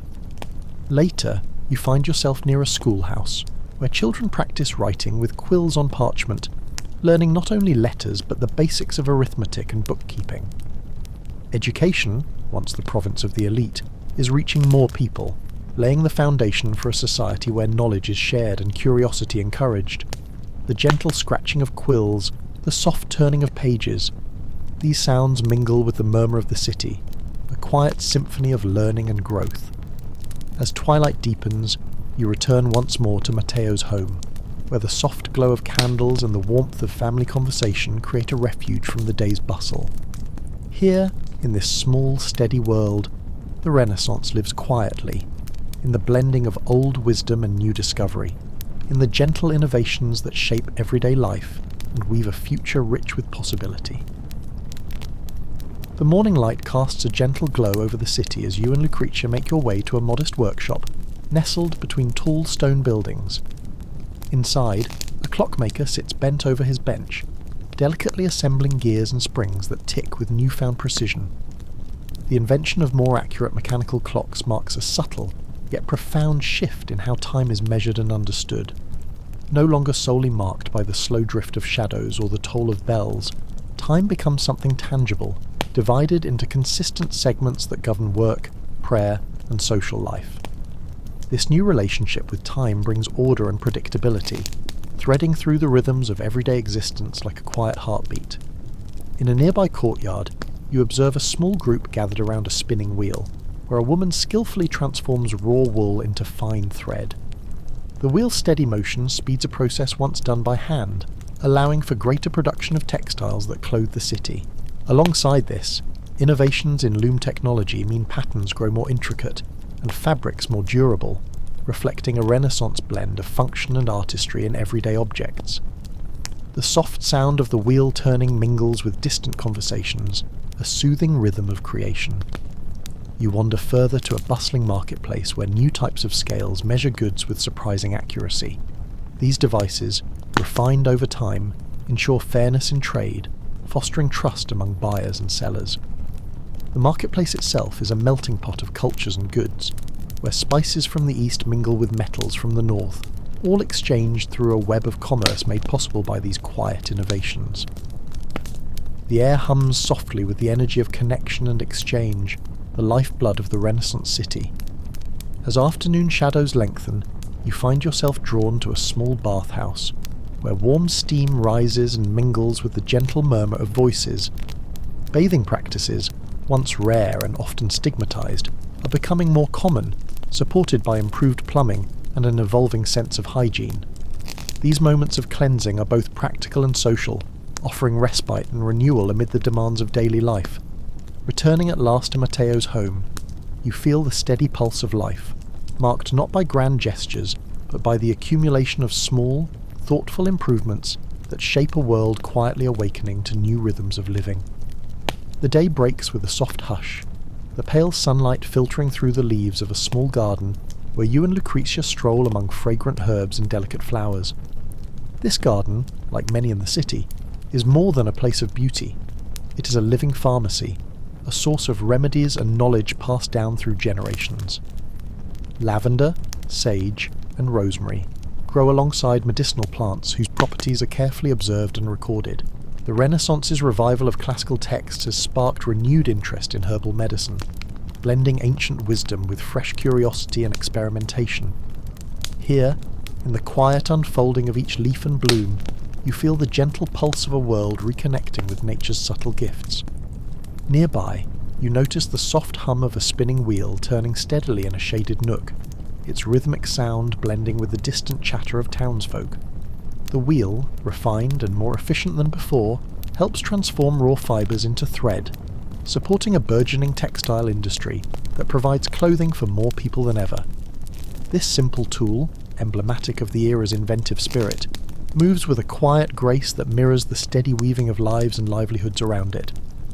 As you wander through the market, your attention is drawn to a small stall displaying an array of spectacles, lenses mounted in delicate frames designed to aid vision. The invention and spread of eyeglasses during this period represent more than a practical solution. They symbolize a new clarity, a sharper focus on learning, reading, and the details of the world. With these lenses, scholars, artisans, and merchants alike can delve deeper into texts, artwork, and accounts, fueling the Renaissance's relentless pursuit of knowledge. In the background, you hear the soft scratch of quills on parchment, the steady scribbling of merchants' ledgers, and the occasional murmur of conversation. The growing practice of detailed record-keeping and bookkeeping brings order and reliability to commerce and personal affairs alike. This quiet discipline is the backbone of a transforming society, where trust is built not just on word but on written proof. As twilight deepens, you find your way back to Matteo's home. The warm glow of candlelight flickers gently, casting soft shadows across familiar faces. Here, in the embrace of family and the quiet, steady rhythm of daily life, the Renaissance's subtle innovations ripple through time, woven into the very fabric of existence, shaping a future grounded in curiosity, care, and quiet progress. The morning light filters softly through the narrow streets as you walk alongside Lucrezia toward a small workshop filled with the gentle clinking of tools. Inside, a craftsman carefully fashions delicate spectacles, grinding lenses to precise curves that bring the world into sharper focus for those who struggle with their sight. This simple yet profound invention has begun to change lives quietly and steadily, granting scholars, scribes, and artisans the ability to engage more deeply with their work and surroundings. With these lenses, reading becomes less of a strain and more of a pleasure, opening doors to new knowledge and greater understanding. The subtle clarity they bring is a metaphor for the Renaissance itself, an era of enlightenment unfolding through careful observation and attention to detail. You leave the workshop and move toward a bustling street, where merchants negotiate deals using newly refined accounting methods. The emergence of double-entry bookkeeping has transformed trade into a more reliable and transparent endeavour. Records kept with neat precision track every coin, every transaction, weaving a web of trust that stretches across cities and countries. It is a quiet revolution, invisible to many but essential to the growing complexity of commerce and finance. As you wander through a lively marketplace, your gaze falls on a group of tailors working with fabrics dyed in rich hues, deep blues, vibrant reds, and soft greens. These colours, achieved through improved dyeing techniques and the import of exotic materials, breathe new life into fashion. Clothing becomes not just protection from the elements, but a language of identity and status, woven with threads of innovation and culture. The rhythmic sounds of scissors, needles, and conversation fill the air, a testament to the craft and community at the heart of daily life. Nearby, the scent of fresh bread draws you toward a small bakery, where the warm, yeasty aroma embraces you like a soft blanket. Bakers use refined milling processes and improved fermentation methods to create loaves that are lighter and more flavourful than ever before. This humble food, so central to nourishment and comfort, reflects the subtle improvements touching every corner of life during this time. As the sun begins to dip low in the sky, casting long shadows, you find yourself walking back through quiet streets toward Matteo's home. The familiar glow of candlelight welcomes you, a gentle reminder that the Renaissance is not just a story of grand achievements, but of countless small innovations, each one a thread woven into the fabric of everyday existence, quietly shaping a world on the cusp of modernity. As dawn breaks softly over the city, you stroll with Lucrezia toward a small room bathed in the pale morning light, where a scholar pores over pages filled with delicate script and detailed illustrations.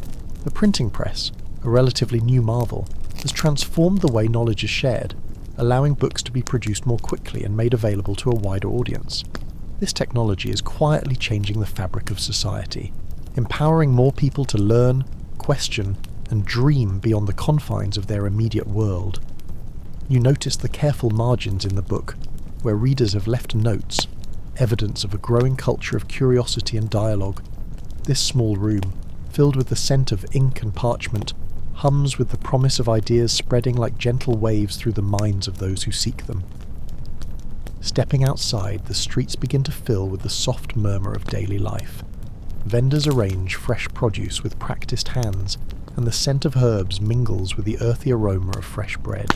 Women in brightly coloured dresses move gracefully, their clothing a testament to the advancements in textiles and tailoring that make fabric lighter and more comfortable. The delicate embroidery on sleeves and collars speaks to a renewed appreciation for artistry in everyday objects. Fashion, once rigid and utilitarian, is blossoming into a subtle expression of personality and status, shaped by the blending of old traditions and new ideas. Nearby, a small group gathers around a newly installed public fountain, its clear water flowing steadily, a sign of progress in urban planning and sanitation. Access to clean water is a vital innovation, improving health and hygiene in ways that ripple outward through families and neighbourhoods. Bathhouses, once rare, are becoming more common, offering places not only for cleansing but for social connection and quiet reflection. This evolving attitude toward hygiene marks a gentle but significant shift in how people care for their bodies and each other. As the afternoon light softens, you find yourself wandering past workshops where artisans work with renewed purpose. A potter shapes clay on a spinning wheel, creating vessels both sturdy and beautiful, while a locksmith carefully crafts keys that promise safety and privacy. These everyday crafts embody the Renaissance spirit, where practical needs inspire creative solutions, and tradition meets innovation in quiet harmony. As evening draws near, you return to Matteo's home, the comforting glow of candlelight welcoming you once again. In the calm warmth of this familiar space, the subtle transformations of the Renaissance settle softly around you, not as grand upheavals, but as the gentle unfolding of new ways of living, thinking, and being. The morning mist clings softly to the city's stone walls as you and Lucrezia wander toward a bustling workshop where the steady tap of a hammer echoes through the air. Here, a skilled metalsmith delicately shapes tools and household items with an artistry refined over generations but infused now with renewed purpose. The Renaissance spirit whispers through each careful stroke.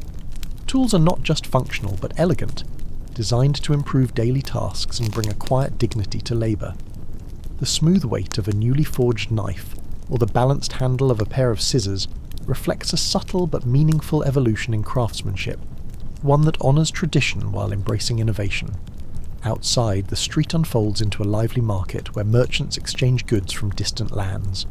Spices from the east fill the air with exotic scents, while fine cloths dyed in vibrant colours ripple softly in the breeze.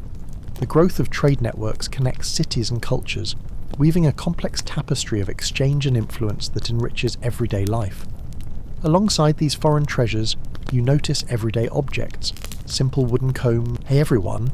Tonight we begin a gentle journey into a time that is so often remembered for paintings, sculptures, and domes rising above city squares. But there was far more to the Renaissance than its art. Before we begin, I'd love to know where and when you're listening from. What country, what city, what hour does this find you in? The comments section is always open, and I really do enjoy seeing that little constellation of locations from around the world. Now, I invite you to take a moment. Get cozy. Settle into your bed or wherever you're resting. Feel the weight of your blanket like a layer of stillness pressing you towards sleep. Let the tension begin to fade from your shoulders and your brow. Breathe in and let it go. Tonight, you're not in your room, not in your own century. You're in the early glimmer of a world rediscovering itself. You're standing on the worn cobblestones of a quiet Florentine street. It is just after dusk. The bells of the Duomo, still under construction, have stopped tolling, their echoes caught in the narrow canyons of buildings all around you. The stone beneath your feet still holds a little warmth from the late summer sun, and the air smells faintly of rosemary, tallow, and smoke. The windows around you are shuttered or covered in oiled parchment, but a few glow dimly with candlelight. Somewhere nearby, you can hear the click of wooden patterns on stone, the hoot of an owl perched on a terracotta roof, and the distant murmur of a lute, being tuned or perhaps forgotten mid-song. It is a quiet hour, the kind where thoughts wander and time forgets to rush.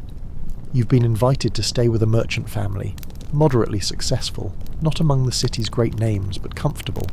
Their home is narrow and tall, built with thick walls of grey stone, cool in the day, drafty at night.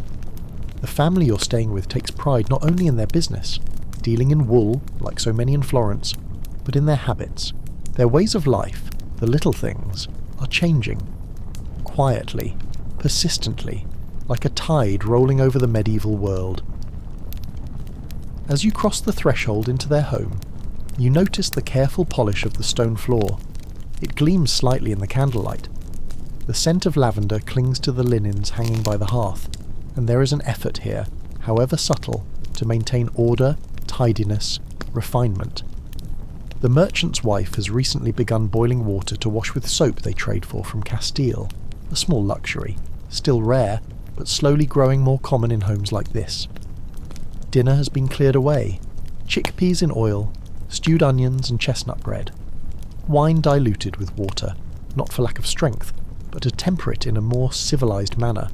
A fashion borrowed from ancient Rome, they say. You're offered a place by the fire, and as you sit you're handed something unexpected. A pair of spectacles, not for reading, you don't read Latin, but to see the embroidery on the hem of your sleeve more clearly. The lenses are crude, held in a brass frame that pinches your nose slightly, but suddenly the world becomes sharper. You see the weave of the cloth, the small burns on the log in the hearth, the wood grain of the stool beneath your palm. Spectacles, you're told, have been around for 100 years now, but only recently have they begun to change hands beyond the clergy. This household has 2 pairs, made in Venice, the merchant says proudly. A good pair of eyes lasts longer than a strong arm, he says, especially when you keep ledgers. And so, we find the first thread in our story, the one we'll follow through the weeks and centuries to come, the Renaissance in all its quiet revolutions. It is not only about the Sistine Chapel and the Vitruvian Man, not just about popes and patrons, but about what happens in homes like this, at hearths, in bedrooms, at market stalls.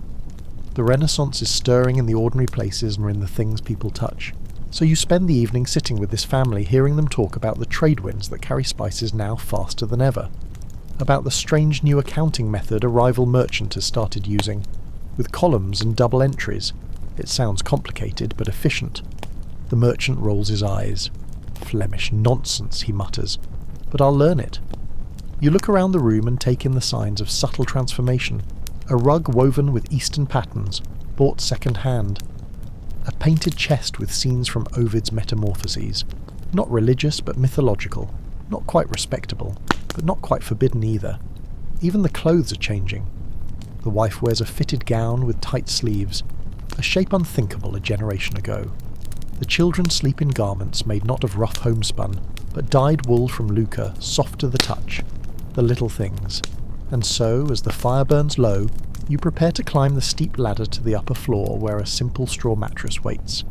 You lie down with the scent of wax and herbs still in your nose. You listen to the creaking wood above and the slow wind outside. You don't feel like you're living through a rebirth. There are no trumpets, no proclamations, but something is beginning, a slow, sleepy stir, a candle-lit awakening, and as your eyes close in this soft Florentine darkness, the world gently shifts under you, toward a new age. In the early light filtering through the narrow window slits, the stone walls of the upper room begin to lose their chill, though the shadows linger long into the morning. You wake to the soft sounds of a household already in motion below. The merchant's apprentice is shuffling about in the courtyard, pouring water from a wooden bucket into a shallow basin.